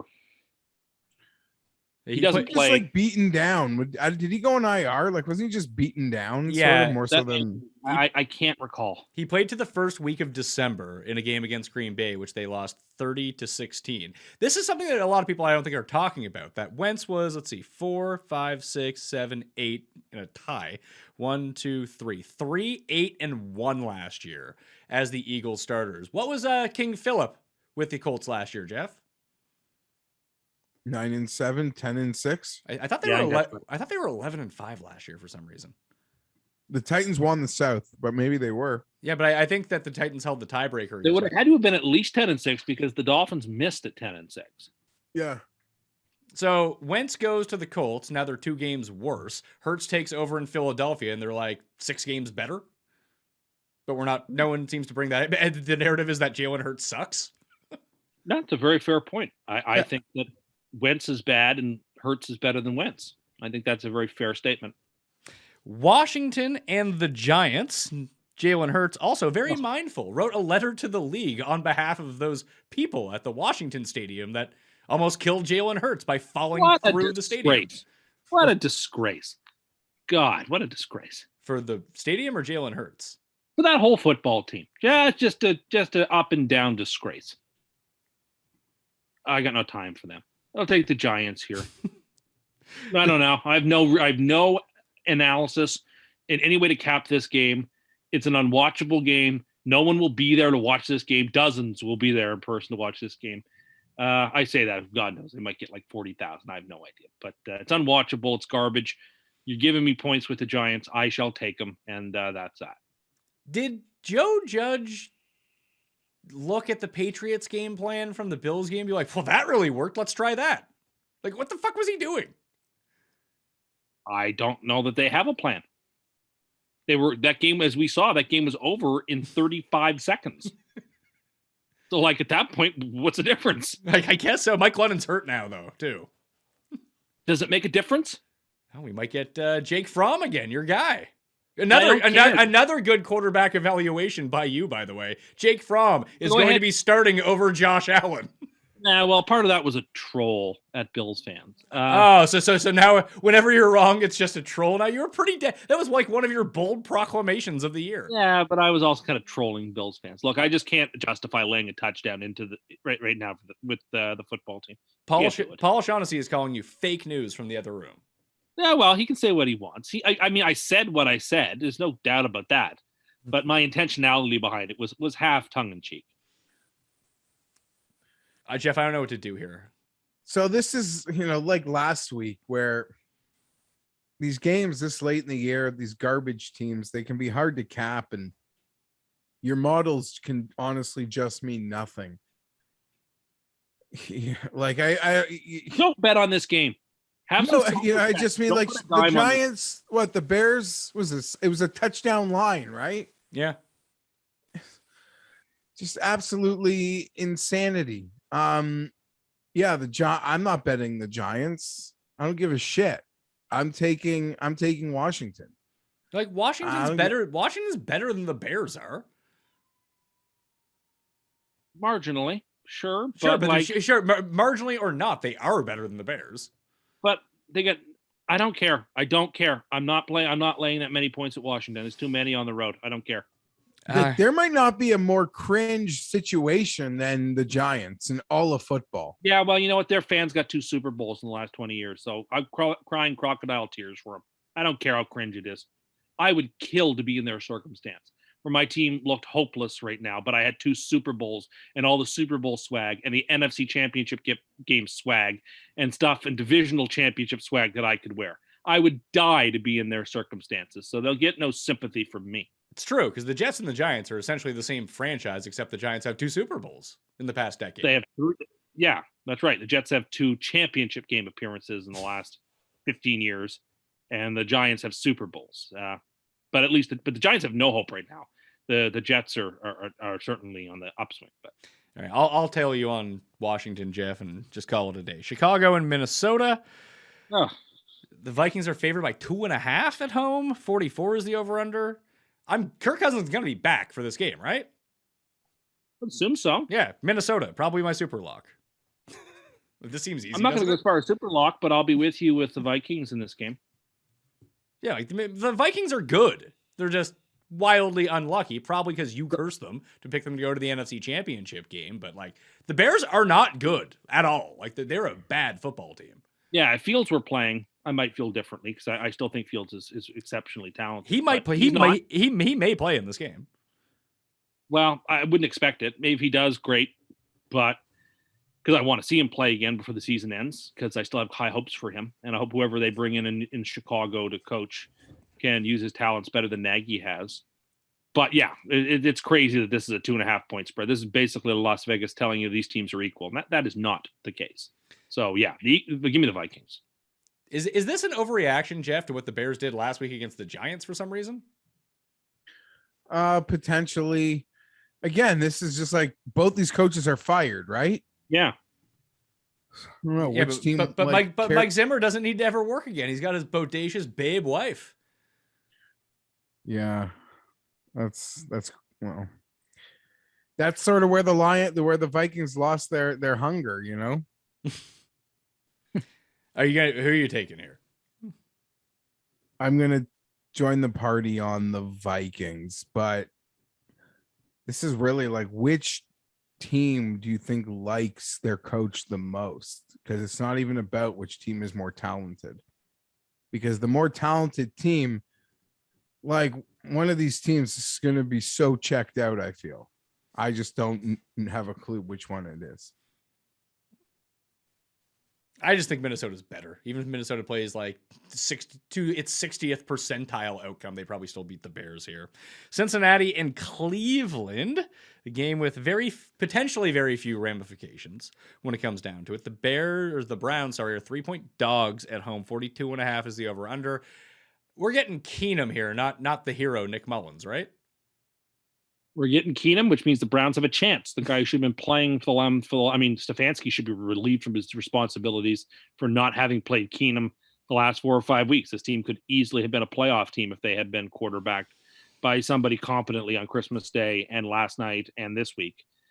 Anyway, or against the Raiders for that matter, but they haven't been. So I like the Browns here. The Bengals could technically get as high as the 1 seed if things break their way, but of course they'll know. But they'll know what right. the Chiefs, they should know right away, right? Well, they'll know from the Chiefs game, right? They'll know from Saturday. So assuming as we do that the Chiefs win the game, then the Bengals really will have nothing to play for other than maybe seeding, and I don't think they particularly care. I mean, if anything, the lower seeding is better. You'd rather go to Nashville, I would think, as a 4 seed rather than be the 3 seed and then go to Arrowhead perhaps in the divisional round. So, yeah, I think the Bengals will treat it as a bye week, and they should. And the Browns will be competently quarterbacked, and then the Browns still have a ton of talent, and they'll win the game. I'm with you. Give me the Browns. I'm with you. I'm taking the Browns in this one +3 as well, Geoff. Hat-trick. I'm on the Brownies. I expect the Bengals to be playing for nothing and enjoying their time off, and I'm proud of them. Good for them and their fans. If the Chiefs win, do you think we see Burrow? I mean, if the Chiefs lose. If the Chiefs if the Chiefs win this game, do you think that Burrow will end up playing in this game? No, absolutely not. Then they really have nothing to play for. Cleveland it is. I mean, I think we said the moment that Baker went down when he tried to make that tackle off the pick and like blew out his shoulder, that he I don't know if he's like a league starter, like the 20th best quarterback in the league if he's completely healthy, but banged up, like he was the worst quarterback in the league essentially. Yeah. Now, and Cleveland's hooked. They have to bring him back on the 5th-year deal. No, they don't. They don't have it. They have to. There's no one else to get. They don't have a draft pick, and there's no QBs out there who are significantly better than he. So if I were the Browns, I'd be like, great, I'm stuck with him this year, and I'm probably stuck tagging him the year after that. Because no way. I don't know. No I don't think we see him back. Mind? I don't think we see him back. The team has too much skill. You say, okay, you need to get a better quarterback. Oh, that's nice, but they don't grow on trees. So who are you going to pick up? You don't have a high enough draft pick to get a good quarterback. There aren't going to be any decent ones in free agency. You know, Russell Wilson is not coming to Cleveland. Aaron Rodgers is not coming to Cleveland. So what is to be done? I think if you're the Browns, you are just simply stuck where you are, running this back next year and praying that Mayfield doesn't get injured and they get better. I don't see any other way forward for them. Oh, there's a quarterback for them that's out there and is a free agent. I don't see it. I mean, as long as he's ready for week 1, our guy could be the quarterback of the Browns, Jameis. I don't see it. I think Jameis will stay in New Orleans. That's where, if I were the Saints, there's no way he's staying in New Orleans. Why not? He was the guy there until he got hurt, and he continued to be the guy. I would say that. The Saints will draft someone, or that's like a Russell Wilson. I mean, that's actually where I think that Baker ends up, is New Orleans. But I mean, he's a cross of Drew Brees and Aaron Rodgers. Perfect fit. I know, but I don't think the Browns can let him go. I think that team cannot get better at quarterback, and they really can't afford to get worse. I think they're stuck. He's having off-season labrum surgery, so that's no good. Like that's a big red flag. I would give him the 5th-year extension, and we'll play it out, see how it goes. All right. I don't think he's back. Round of Cleveland's Tennessee and Houston. Probably no Derrick Henry in this game, although he's back on the practice field. So the Titans really do need this one, as weirdly as it is. No team stands to benefit more from a bye week than they do. They are 10.5-point favorites in Houston. I like Houston. Houston gave them just an absolute gut punch last time, beat them outright. And it's this defensive line. We even saw it in the San Francisco game last week. The big difference was Trey Lance was able to run away from those guys. And even they made Trey Lance look really bad in the first half. Then he kind of gathered himself. He got it together a little bit. He started running a little bit more. And then it just turns out there was guys wide open down the field. Obviously, the Titans... Okay, here's the thing. I know I said this, and maybe I'm just buying into platitudes or not. And Geoff, I'll ask you. Yes, getting Derrick Henry back is so big for them, right? Or is it because they've been running the ball pretty effectively without him? Yeah, the numbers sort of show the splits that like the yards per carry by pretty much a lot of the metrics are almost identical. So I don't know, it's another part of that running back conversation. I'm with you though. I'm going to take Houston plus the points here. Davis Mills. Rookie of the year. I don't know. Pardon? The real rookie of the year. That Tennessee defensive line, I do got to say, I watched a lot of that football game. That was the football game I cared about. That was the football game that had the Chargers' interest. They dominated. I mean, Tua played horribly, but he almost didn't have a chance the way Tennessee dominated first and second down. Tua was running for his life that whole game. And I don't know. It was a real ugly scene, but I smiled through it. Now, to be fair, the Dolphins have the worst offensive line in football. The Texans is not good, but it's not like historically bad at the same time either. So I think that they might be able to hold up a little bit. Yeah, I mean, they have just been so good up front. And for all the changes that they made in Tennessee on the back end, letting go of a lot of the veterans and a lot of the offseason conversation was, Vrabel, he's a defensive guy, but he can never seem to get this defense. Like now his defense is the timing of how well this defense is playing should, maybe raise some eyebrows, but I agree. If you're lucky, I don't want to say lucky, but if you're lucky enough to advance through wild card weekend and you draw the Titans off a bye, no disrespect to the Titans. I've given that in the past, but I mean, in terms of the 1 seeds that I grew up being 1 seeds, that would be considered a soft landing for the team that gets to go there. So I would agree with Tim, like just in the historical context of what an American Football Conference 1 seed means. It is. They remind me a lot of the Eagles team that was the 1 seed in 2017. That seemed incredibly soft in terms of being a 1 seed. But that team went all the way to the Super Bowl and won it. So I respect the Titans, even though I think, like Geoff, I agree. This is not a Patriots or a Chiefs juggernaut like we're used to in a 1 seed. I'll take the Texans here. 20 points. All right, so Houston for the three of us. The coin is on Tennessee. Pittsburgh and Baltimore.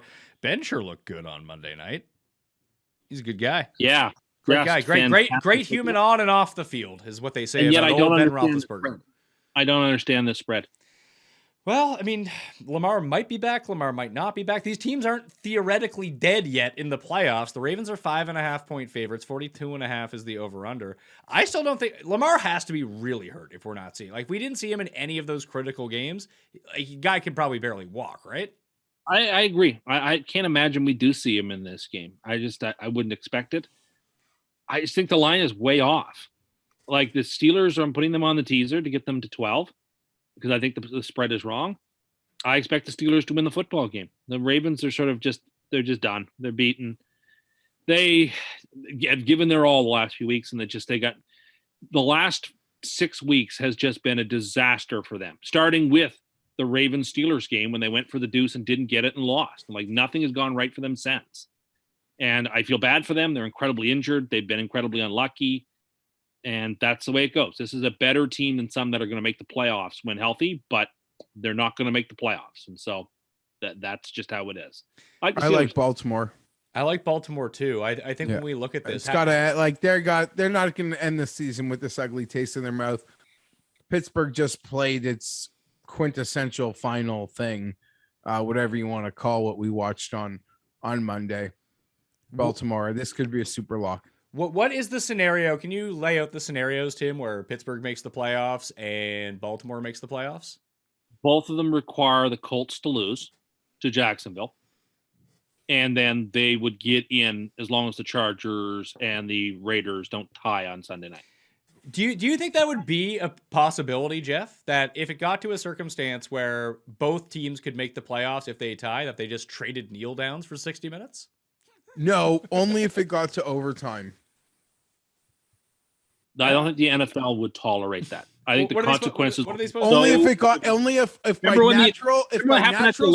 by natural circumstances they played the game and it went to overtime 24-24 whatever score it is, then I think you could probably see a part of overtime become like hyper conservative.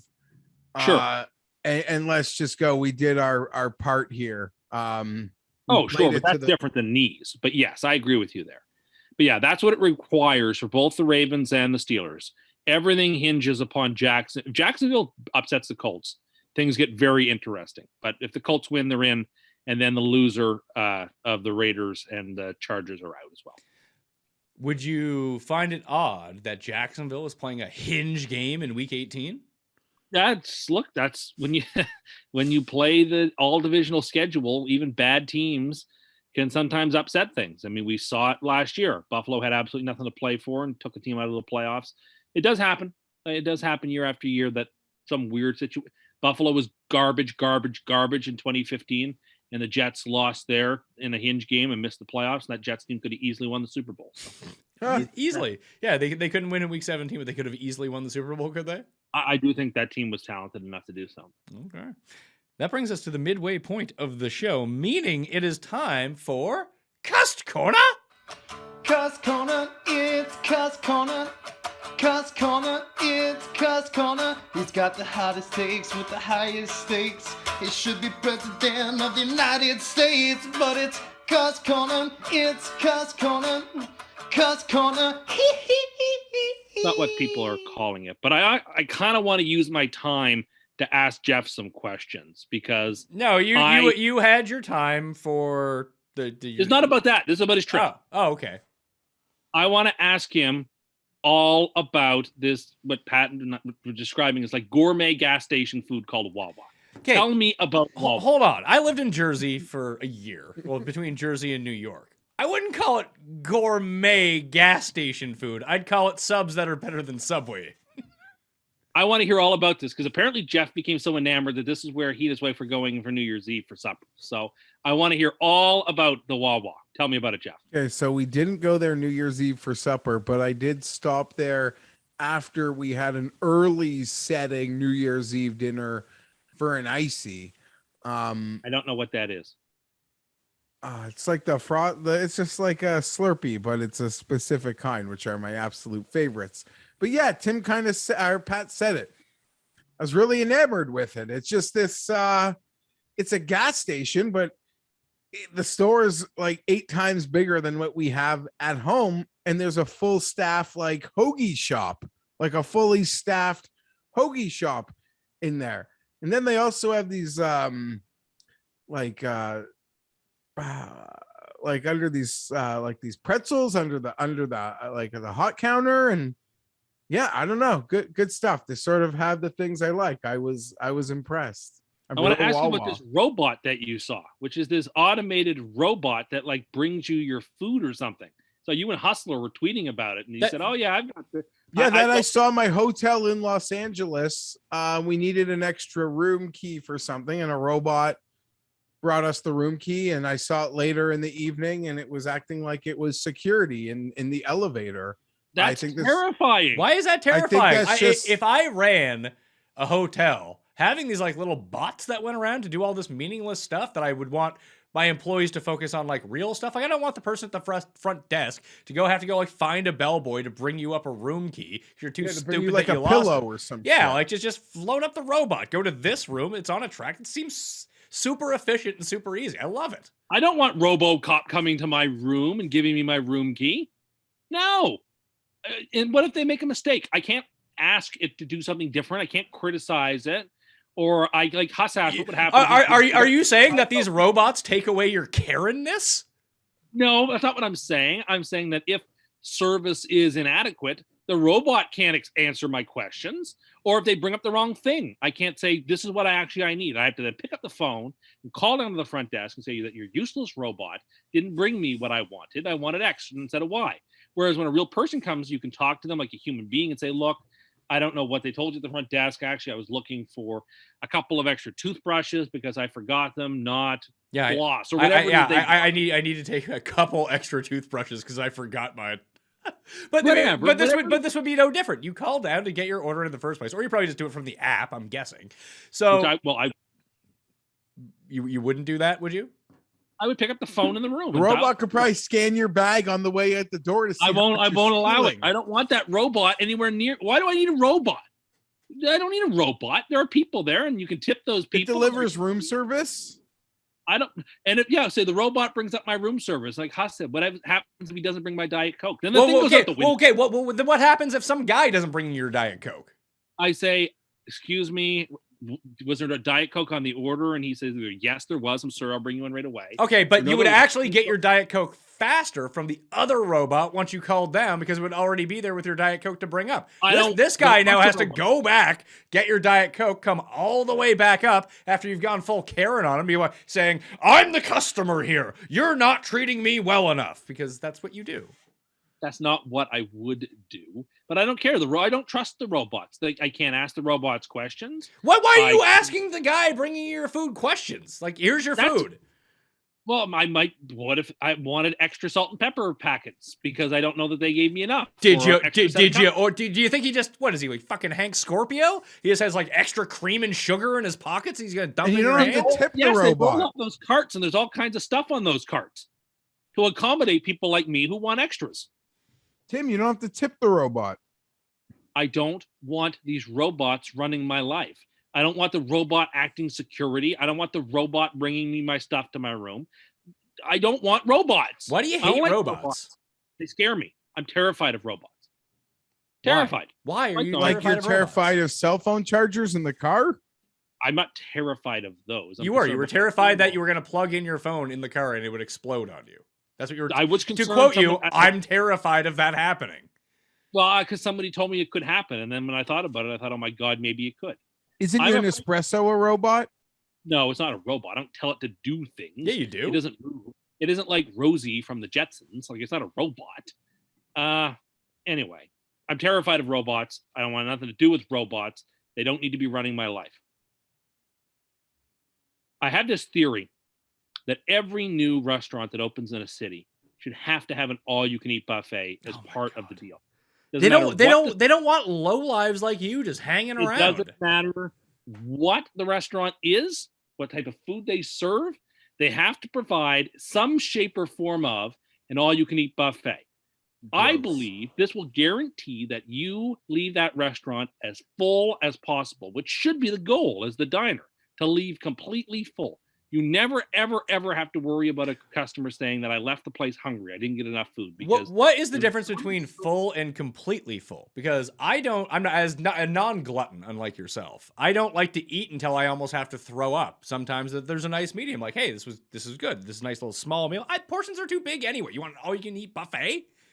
yes, I do. I want that to be available in every. The ones that don't have them yet, they're grandfathered in. But from that point forward, every restaurant, no matter what, has to have a type of all-you-can-eat buffet. Whether that be a salad buffet or whatever. Like, there's lots of flexibility for what that is. But every restaurant of every stripe, new ones have to include an all-you-can-eat buffet. That will guarantee 100% satisfaction from the customers. It's a brilliant idea, and it should be in place. It's a moronic idea. One of your worst ever. Yeah, No, it's bad. not a moronic. This idea is so bad.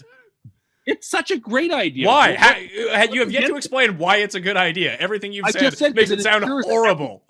Every customer It's goes- abhorrent. It's disgusting. because You want a buffet? Go to Mandarin. I want a buffet everywhere I go. It guarantees the customer always leaves completely full. It guarantees that the customer always has a happy experience. There's only upsides and there are no downsides. Yeah, well, the downside it- is I have to see people like you at restaurants I want to go eat at. Too bad. Oh, your delicate personality doesn't allow for you to see people that are below Pat Mayo. Is that what it is? Yes, Some very, of us, very like, clear, very clearly that is the case. You know this about me. see, Everyone knows that I about me. like- There's a I reason that see- I'm shelling out hundreds and hundreds of dollars to go to a restaurant because I want to be around you scum. Well, I like to stoop down and live amongst the people. You don't. I have great respect for the people. No, you And the don't. people love all-you-can-eat restaurants or buffets. Love them. If people Oh, loved wow. all-you-can-eat buffets, they would be everywhere. You realize that, right? No, because there are some elitist restaurateurs who don't want the all-you-can-eat buffet to be Okay, in so their- so when that. we break down the whole concept, if we have like a chart, let's say, and there's a complete pie graph of all of the restaurants are out there. Your fancy pants elite restaurants take up what, like 15% of the market? maybe 15 to 20, yeah. Okay, let's call it 20 for the sake of this argument. So the other 80% on this graph could all be all-you-can-eat buffets because they're not trying to preach to some fancy, handsome man named Patrick. They're trying to, get some gluttons in there named Tim, trying to eat all their food. It's not viable. That's why they don't do it. They will lose money. Well, but they can tailor the buffet to what they want. They want to just make it a salad buffet. That's fine. Like, it doesn't have to be everything on the menu all you can eat. That would be crazy. It's up to them. You're insane. No, I'm right about this. People would love this. This would be an adored idea everywhere. And you know now. Go to Pizza Hut. Oh, those were great. They actually weren't, though, because the inherent problem with a buffet is that, like you always said, trying to beat the house, is that you inevitably always eat too much and then you don't feel good. There's a reason that chefs come up with proper portion sizes with things.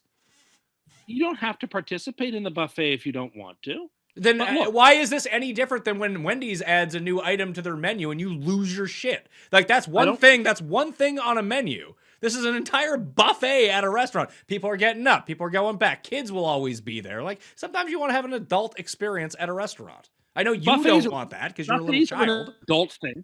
A buffet is an adult thing. And look, it ensures that when somebody invites you out to a restaurant, you know beyond a shadow of a doubt, there'll be food there that I like, and I know I'll be able to eat as much as I want, and I won't have to worry about coming home. If you don't like the food that restaurant serves, that genre, it's highly unlikely you're going to like the fucking buffet, Tim.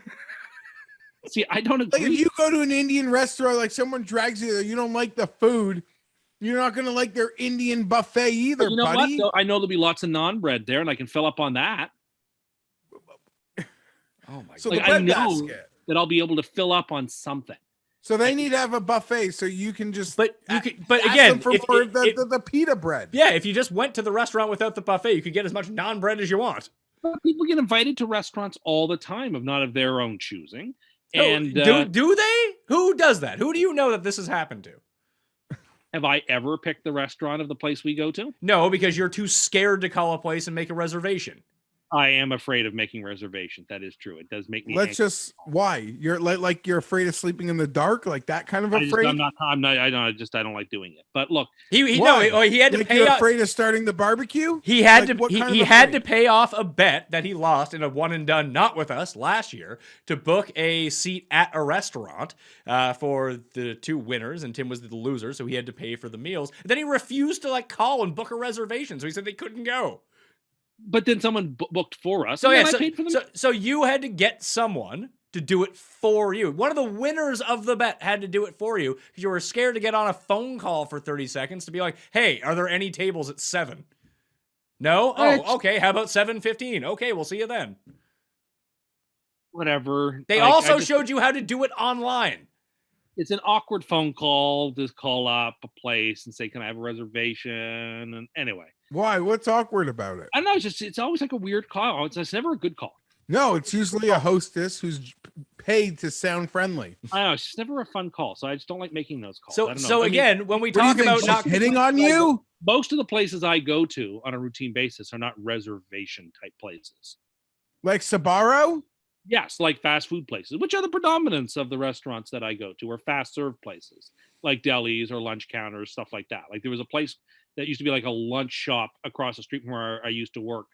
You didn't take reservations there. I mean, it wasn't fast food, but it was like, you got like fast order lunches at the counter there. You'd order. I just think you're awkward talking to like a female on the phone or anyone. No.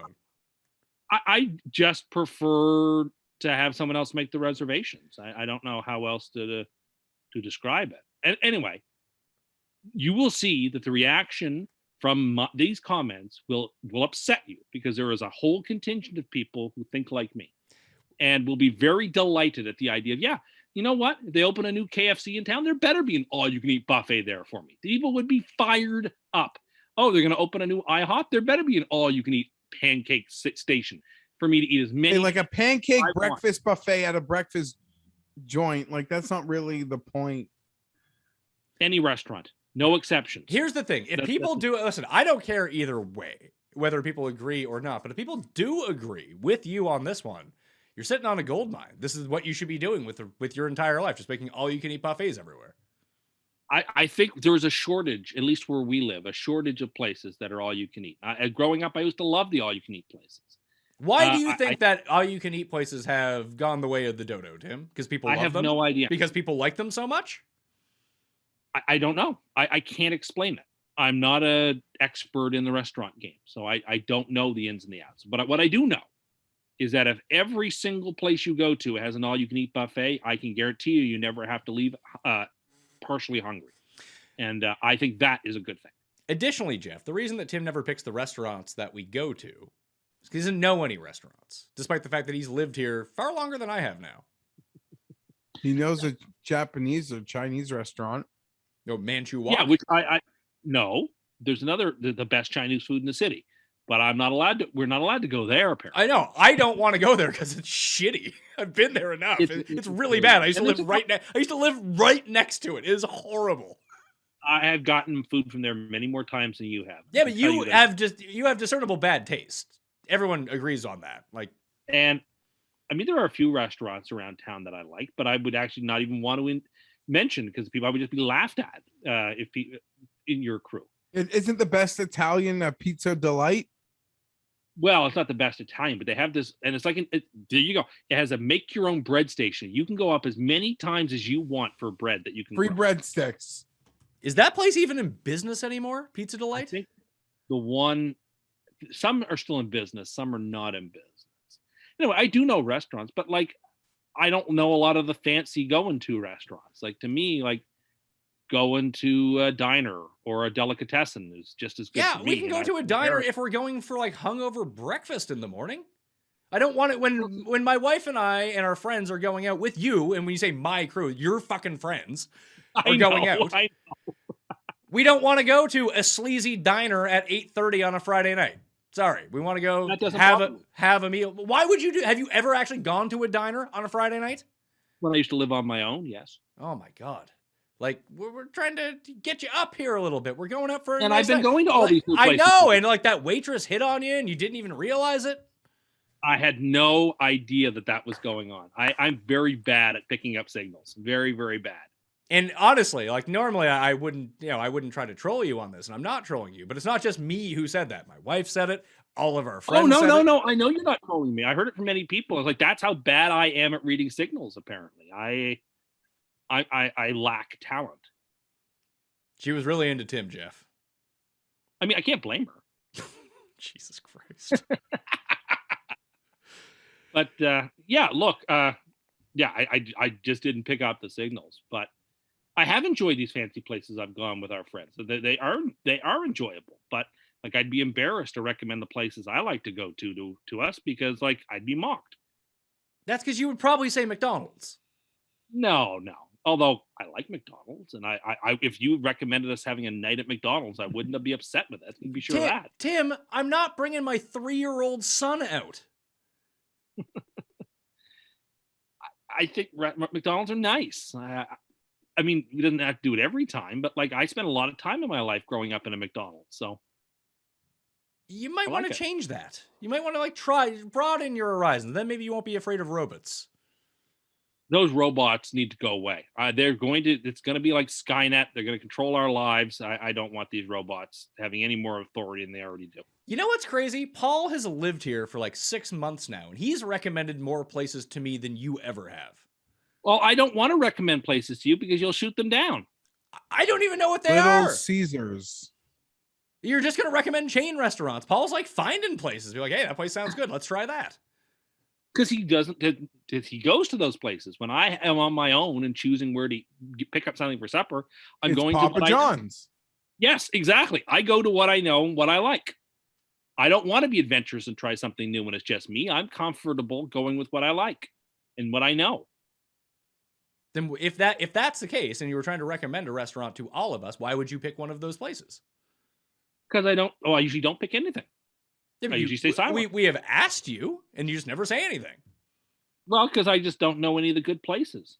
Maybe you I know the names of good places, but then anyway, I'm bad at that. And you can't pick up the phone to call them to ask for a reservation. I don't like making reservations. No, I don't. I feel very strongly about that. All right. Last thing very quickly, Geoff, before we get on to the late slate of games. Tim revealed us today. Did you know that Tim ran a half marathon, by the way, Geoff? No. Yeah, this was years ago. 3 or 4 or 5 years ago now, yeah. Yeah, and apparently they give you like a try-hard medal at the end, like a participation medal or something like that. It's an accomplishment medal. It's a participation medal. It might as well be a fucking ribbon. Like, you didn't win anything. I got the medal for running the half marathon. I mean, after you told us your time, it doesn't sound like you were doing much running. Well, I wasn't super fast, but I was under 3 hours, which was the important thing. You told us earlier today that you were on pace to finish this in 2 hours and 15 minutes. And what was your time? I was 250 something. I hit a wall in the last few kilometers. So essentially, like you said you basically told yourself it's over, and then like the Ander curse hit you in a marathon. No, you start getting those stitches in your sides, and the terrain changed, and I just hit a wall. The terrain changed into something that was easier to run on. Yeah, but it's just when you're used to X and then you get thrown Y, like it just throws you off. No excuses. I went too hard too early, exhausted myself, and I labored to the finish. I have learned my lesson. Well, we congratulate you for finishing. I don't think you should get a medal for finishing because you could have walked the entire thing and finished if you wanted to, and you still would have got the medal. But here's the thing, Geoff. He wears his medal out. No. Just on the day of the marathon every year to sort of like participate in like honoring those who are currently running it. Like the same way that if you go to a university convocation, people are getting their degrees, other people are wearing the regalia too who aren't getting awards that day. It's all to participate in the experience. These are like fellows who have also done what I've done. It's like a brotherhood and a sisterhood of people who have run the marathon. And so, yeah, on marathon days, like I'll go to the grocery store and have my medal. This election is over. It's over. It's over. It's over. What is wrong with wearing the medals are meant to be worn. That is over. It's funny that you may have topped yourself with the craziest statement you've ever made.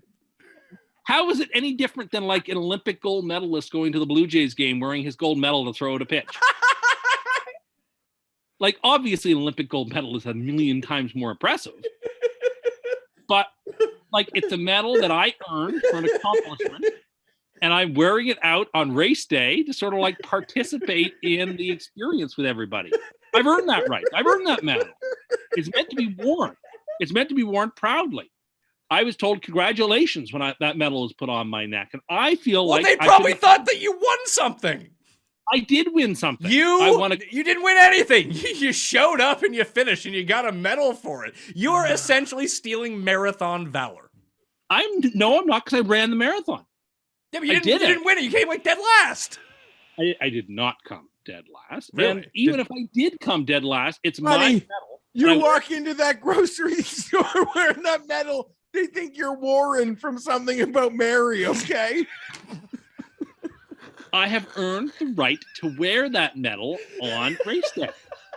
Again, it's all about me sort of like showing solidarity with those who are in the race that day, that they're all a part of the group who have been through that experience.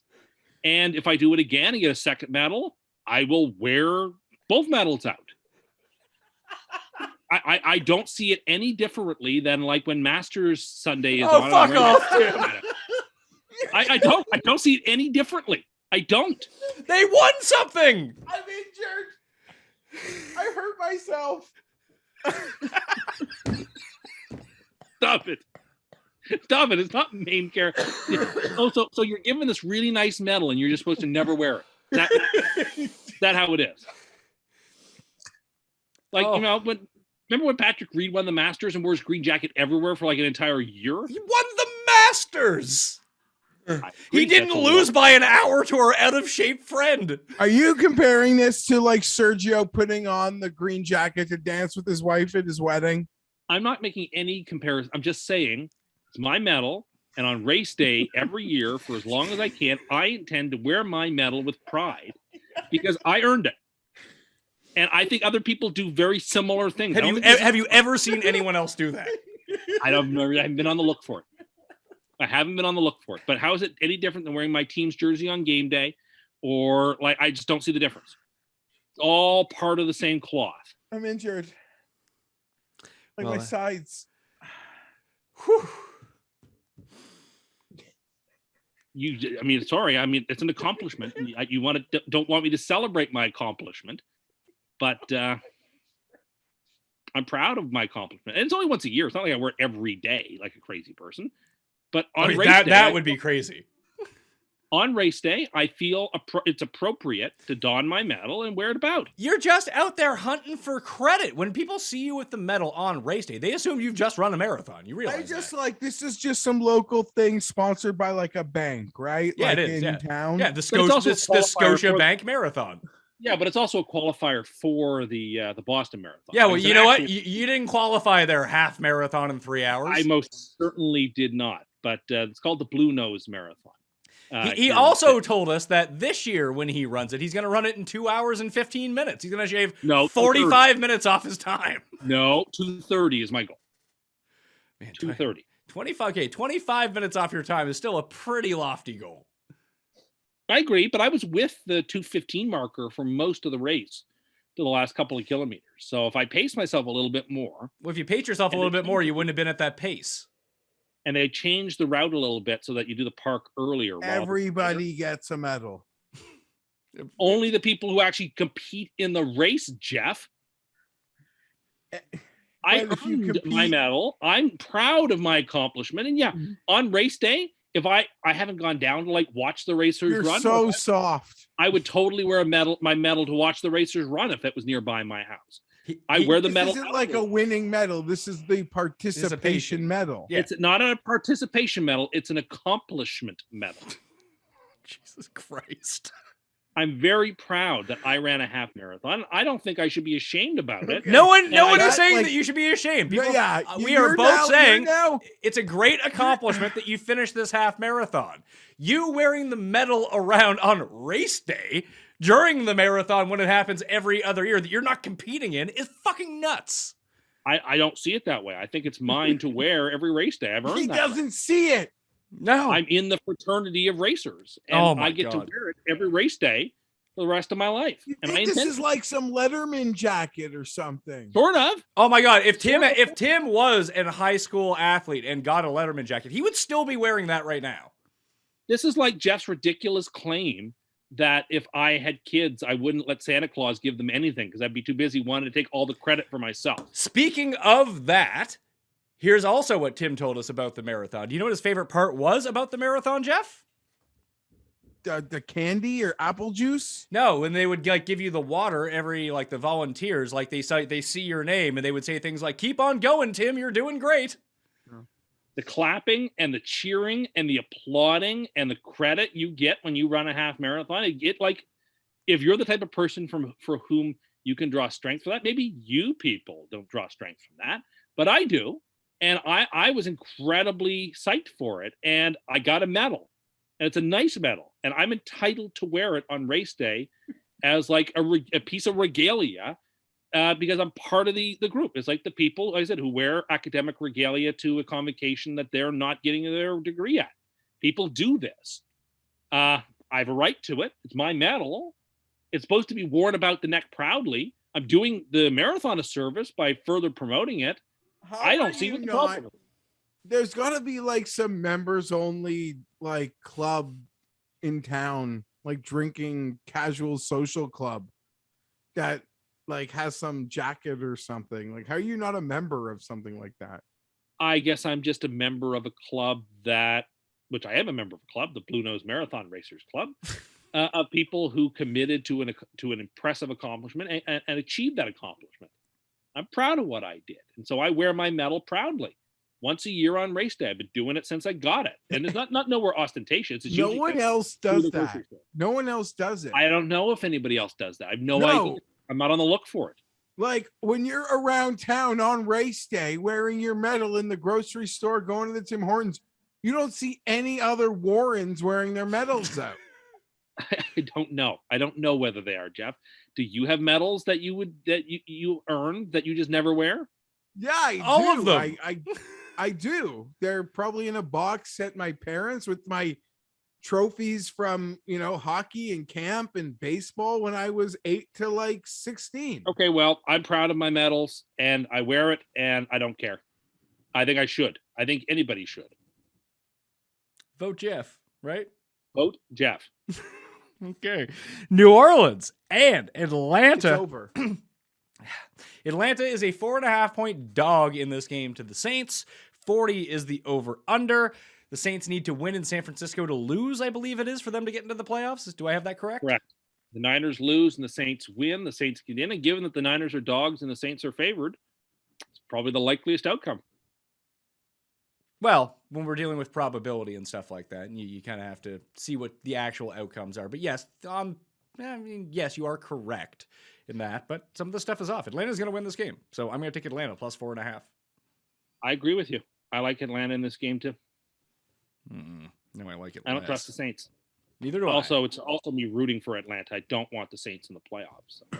Why? I'll be alone here. I'll take the Saints. I don't love it, but I'm making a hat trick here for Atlanta. I don't know. Are you taking Atlanta or are you taking the Saints? No, I'm gonna take the Saints. I'll be alone on that one. All right, the coin is with you on that one. Jets in Buffalo. This line is moving towards the Jets, Tim. It's only 16.5 for the Bills right now in Buffalo. 43 is the over/under. Do the Bills actually have anything to play for? Could they be the? I guess they could. In the craziest, I guess they had the division. That is correct, right? Yeah. So they have to really go at. They cannot get the 1 seed because they can't win tie breaks. The Patriots can get the 1 seed because they can win tie breaks, believe it or not. But yeah, the Bills win. They clinch the division and have a home playoff game next week, and they obviously are going to win. So we can put that to bed. As much as it would be just desserts for the game I referenced earlier this episode, where the Jets were defeated by Buffalo, missed the playoffs. It'd be nice to turn it around. It's not going to happen. I like the Jets to cover this. Look, despite the Jets being a bad team, and no one disputes the fact they're a bad team, they have been playing much better football the last month and a half or so than some of the other really bad teams. We've seen strides from most of the rookies. Michael Carter has definitely looked better. Elijah Moore has definitely looked decent. He hasn't played in like 6 weeks. Michael Carter not playing, concussion. These guys have looked better. Zach Wilson has not been turning the ball over constantly, which is such a breath of fresh air for those of us who are like, oh my goodness, have we drafted another quarterback who's going to throw 20 interceptions a season? It doesn't seem like that's the case. I mean, they just hung last week with the defending Super Bowl champions and played good football. I mean, yes, the second half, they did not compete nearly as well. They're not nearly as good as Tampa. But man, oh man, they threw a punch and they played hard, and that's all I could expect from them. I expect them to play hard against Buffalo. I expect this to be like a 10-point game. I expect the Bills to win, but I expect the Jets to cover. And we go into 2022 for the Jets feeling like, okay, like we're not that far away from becoming next year what the Bengals were this year. We have a couple of high draft picks, which I expect we will use on some game-changing players. We get Carl Lawson back next year, which is like signing a free agent. We get Marcus May back healthy. We get our offense healthy. We have money for free agents. I think that things are moving in a positive direction. And the last 6 weeks has done nothing but been encouraging for those of us who are used to discouraging signs. So that being said, Buffalo wins, the Jets cover. You laid a marker, right? This is the last of his 2021 markers that have all been incorrect. And also that the Jets would win 9 games or more in 2022. Yes, I laid that marker down as well. No, this is the marker from last year. Yeah. Well, just talking about this year's marker, but yes, your last marker for this. The last of 2021 markers that have not happened yet is the Bills will not win the AFC East. Yes, and it looks like I'm going to get that one wrong, but whatever. Might as well get them all wrong if you're going to get most of them wrong, right? That's usually how that works. Yes, you want to be completely incorrect. You want to go over. Well, I don't think I'm going to get any credit. I wouldn't get any credit. Hey Pat, did you see his 2022 marker that an American team is going to win the college football national championship? No, the NFL. Okay, stop it. All right, I see what you're doing. You think you're clever. I'm going to take Buffalo to cover the 16.5. They didn't cover by a half point against Atlanta last week, and they tried to let Atlanta win, it seemed like. Yeah, that's all fair. The Jets are better than Atlanta, though, by the numbers.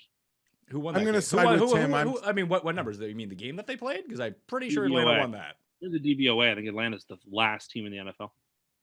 Okay, but DVOA doesn't matter if I tell you about something that's good about something. Then DVOA no, I'm is just irrelevant, saying, I think right? So now which is it? Is DVOA correct, but only when it agrees with you? I use it when I think it's correct, and I criticize it when I don't. Okay, so Like, yes is the possible. answer to that question. I think Atlanta's better. And the Jets are worse. So I will go with Buffalo here, minus 16.5. Geoff? I'm going to take the Jets. It's just a few too many points. There's no game I could put real money on, No. but yeah, 10, 14 point loss, I assume here. The Jets, they suck, but I think they'll be giving effort to the end. Oh, I missed. We're teasing up Atlanta to 10.5. Or I'm sorry, or 11. Sorry, I missed that on my teaser. But Atlanta's going up to. That's the fourth game on your teaser? Yes. Okay. Dallas, Atlanta, Pittsburgh, Kansas City, and there's one left. San Francisco and the Rams. The Rams are favored by 4 at home, winning in for the Niners, and obviously the Rams. The Rams could still lose the division. Or can they not?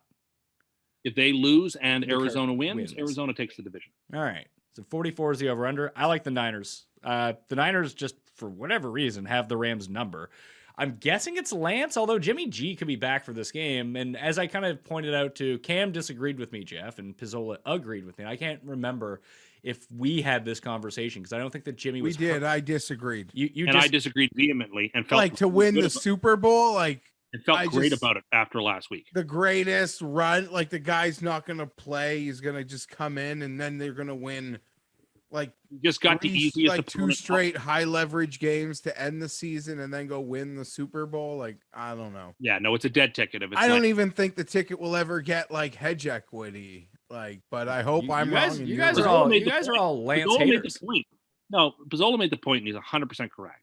That Jimmy G is perhaps the most underrated quarterback in the NFL. Jimmy G already took. The only person who agreed with me on my Lance take was Pizzola. Yes, but can they win a game? Can they upset like Tampa? Or like I'm just but my point isn't that they're a lock to win the Super Bowl with Trey Lance. I know, It's that they're not winning the Super Bowl with Jimmy G. Give me the unknown. I disagree. They have a much better chance with Garoppolo. That team already got to a Super Bowl with Garoppolo. Yeah, when they had the best defense in football, which they do not this year. What we've seen from Lance, including last week in the softest possible matchup, really, that he was going to see for the rest of the year, it just makes you think, no, not at all. I know we talked about the Texans defense being pretty good, and they did, almost win the game by 20 points. They were so out of sorts and so poor, and still almost won by 20. They haven't looked good in a game in a while, and they're going to lose this game. I like it, and I like the Rams. I like the Rams quite a bit here. Shanahan just owns McVay. I know he does, but if he's 49ers, I think they can actually win this game outright. I think their ability to just keep running the ball and Lance's ability to run. This is an opponent that I think that will really work itself out for. So I'm going to be on the 49ers money line. I understand it, but I just don't see it coming in. I think the Rams want to win this division badly. The Rams are the better football team, and it's in LA. If you want to take the Niners against the points, I guess maybe they could lose by 3, but I don't even see that. I think the 49ers are in real trouble. Carolina at Tampa Bay. Tampa Bay is an 8-point favorite at home. 41.5 is the over-under. What do the Bucs have to play for here? In theory, they have to play for seeding, 2nd, 3rd, 4th. And if you're Tampa and you play in Florida, maybe you don't want to go to Green Bay until the very end of the season and would rather deal with the Rams or the Cowboys in the second round. So that's what they have to or Arizona. So that's what they have to play for is seeding and nothing else. If they win the game, I think they clinch the 2 seed. No, they need the Rams to lose and they need to win because the Rams beat. That's what it is. Okay, but then either way, that's great. That means if they win, they 2 or 3 seeds can't go to Green Bay in the divisional round. So if you're the Buccaneers, you need to be a 2 or 3. What would happen, I guess, because they're 12-4, Dallas and Arizona are both 11-5. I guess theoretically we could see 4 12-5 teams. We could. Yeah. Interesting. Any idea how that shakes out?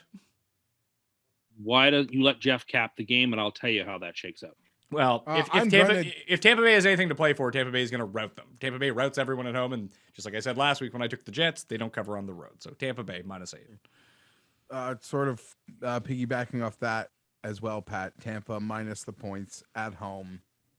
Sort of a pre-playoff get right spot with all the distractions that have sort of taken over there.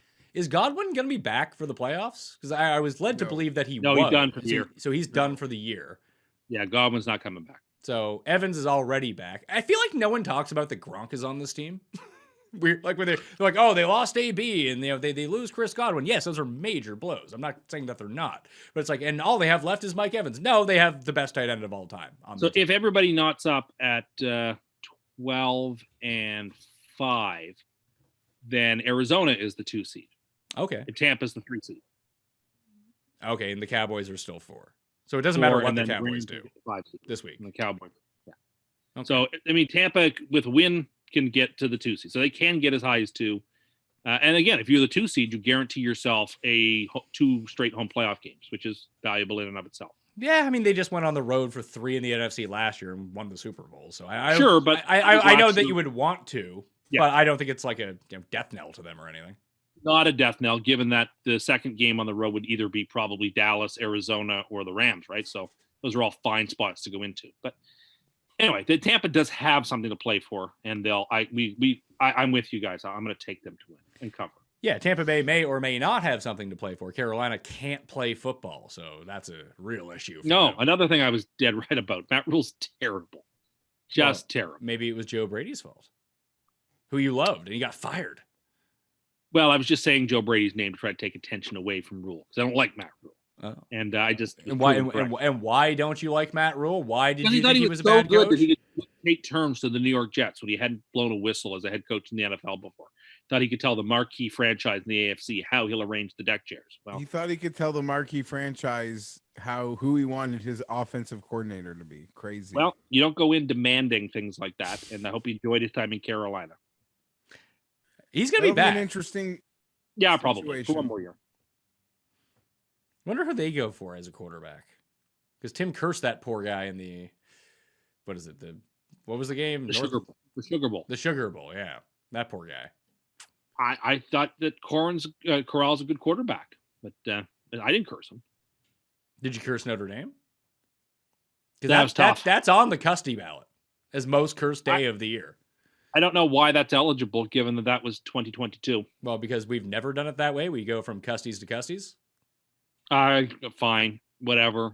I think that was. What do you mean, whatever? That's how we do it every year. I don't know actually how it is done. I'd be lying. I am telling you how it is done, and apparently you don't believe me. Then I said, okay, fine, sure, put it on there. And then he said, whatever, like you don't believe me. No, just I don't think it should win. It's just the Irish had a really bad loss, and that quarterback got hurt. Yeah, pretty good. New England and Miami.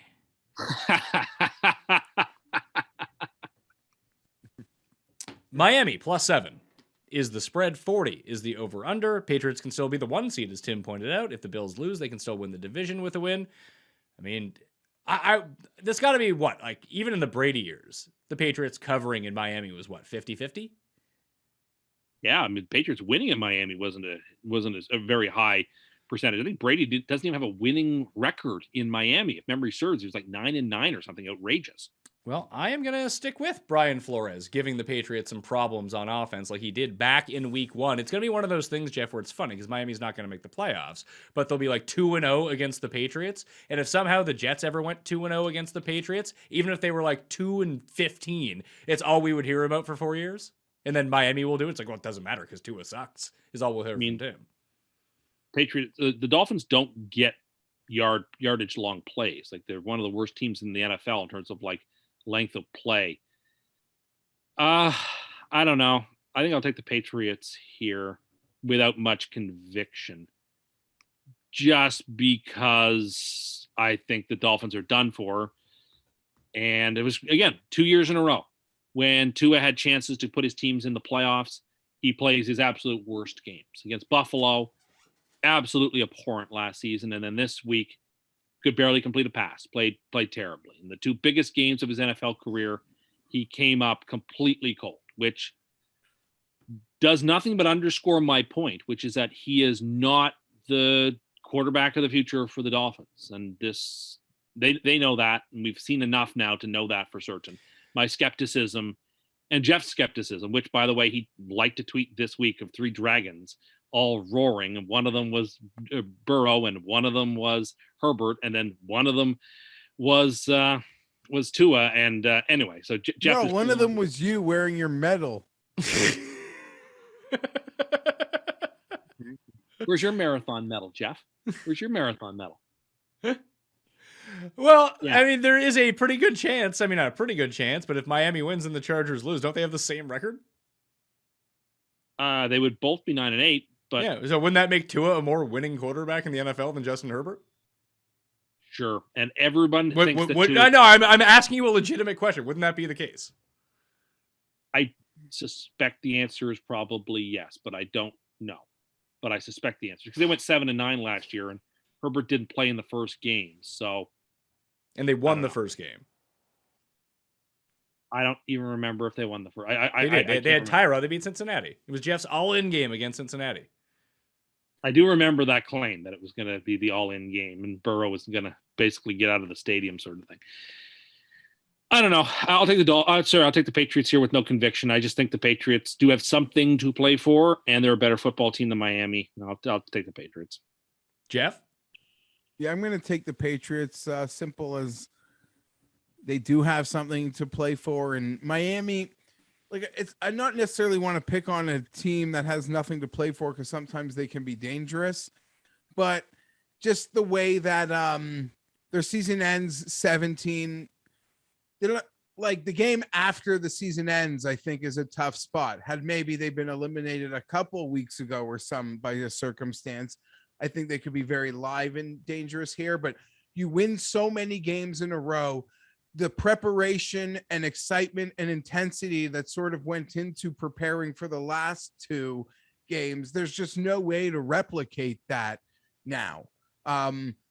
Getting bounced, getting truly just demoralized in every aspect last week. And, all things considered, I don't take anything away from that winning streak and Tua's ability to pretty much, that was a tough one yesterday. And that's going to leave Mr. Ross, or on the weekend, that's going to leave, the people that were sort of banging the table that they need more there. Even if Tua's a quality player, they still might need more. That's where they can start banging their drum again as it pertains to Miami. Patriots cover, win. They can keep banging the drum, and I'm with them if they can go out and get someone who's awesome. If they can get Rodgers, they can get even Wilson at this point, or somehow if they can get Deshaun Watson and he plays. But I don't think that you just get rid of Tua and draft someone like the first round. I don't think that's happening. Fantastic. Just keep wasting the talent on that Dolphins roster and making sure that they can't win a division or anything like that. Yeah, great. Keep on rolling with it. I mean, he's played in. Yeah, I guess. I mean, listen, it's not like Burrow and Herbert. Herbert. Well, I mean, let's rank them properly. Burrow, Hurts. No, yeah, Burrow, Hurts, Huntley, Herbert, Tua. Would that be the order, like the redraft you did it today?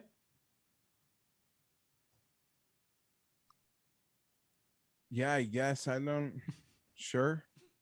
Okay. I'm just saying it's nice. There's going to be some high leverage games that they're all going to get to experience. Hopefully Herbert has at least a couple more here. He's got one now.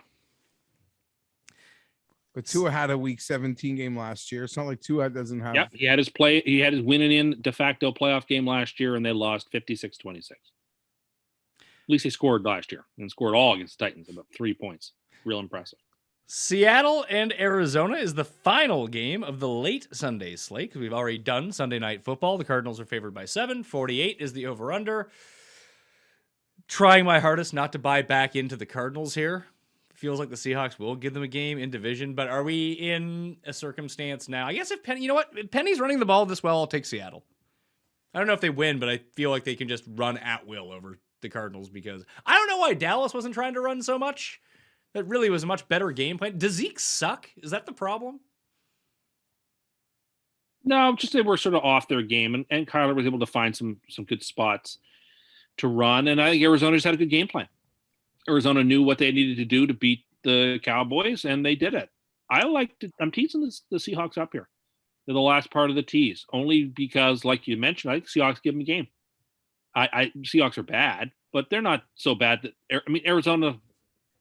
How do I put this? Arizona has not looked good in several games. They looked well enough to beat a playoff caliber team last week, but they only won by 3. And the Seahawks should keep this one tight in what will likely be Russell Wilson's last game in Seattle. I think they played well enough to keep it close, even though they don't win. Maybe they do win, but I think they play close enough, and we'll tease them up to 13.5 and make that the last part of the tease. It's an intriguing game. Arizona sort of got in the playoffs. Yes, they can win the division.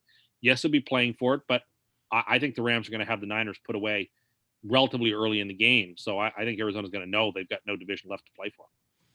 So are you taking Seattle against the spread as well? Yes, against the spread and teasing them up. All right. Jeff. Yeah, I'm going to take Arizona here. I actually disagree with a lot of what Tim said. I think they're going to try to keep their momentum going into the playoffs. When you're a team like Arizona, I think the division is maybe more important than you might be giving it credit for. And I think San Francisco is going to have that game close the whole way and potentially even be leading it when Arizona's looking up at the scoreboard. So it sets up where their players will be in the game and they'll be playing for something. And, Seattle in many ways can assume maybe they dropped their biggest last load of the era last week. All right. So that will do it on the Pat Mayo Experience. Let's wrap this up with our super locks. Who is your participation medal lock of the week, Tim? I am going to go with the Kansas City Chiefs. Really? Yeah. KC. I really hope one 10. day that whatever anniversary of this marathon falls on some like hyper important event for you, Tim, or maybe like a travel day of some sorts, and you're just like on an airplane wearing your medal, or you're at, I don't know, Pat's kid's wedding wearing this medal, like just because you got to respect the anniversary. Like, I just hope you find yourself in quite a coincidence. Your nephew's wedding or what have you, whatever happens. I don't know. This has really struck a chord with you. I mean, is it that you're upset you don't have a marathon medal? No, it didn't Upset strike a that chord. It struck a chord of joy because I don't even have, I can put my feet up now. Okay, well, that's what you think. I think people are going to A, agree with me, or B, say, oh, whatever, like he's wearing a medal at the same time that everybody else. Hey, who is this fucking lunatic? It's race day, and I was a part of the race once and got my accomplishment medal. I think it's perfectly fair for me to wear my medal once a year on race day, and I intend to. All right, I am going to take Minnesota minus 2.5 as my final super lock of the season. Jeff? Overwhelm them with talent.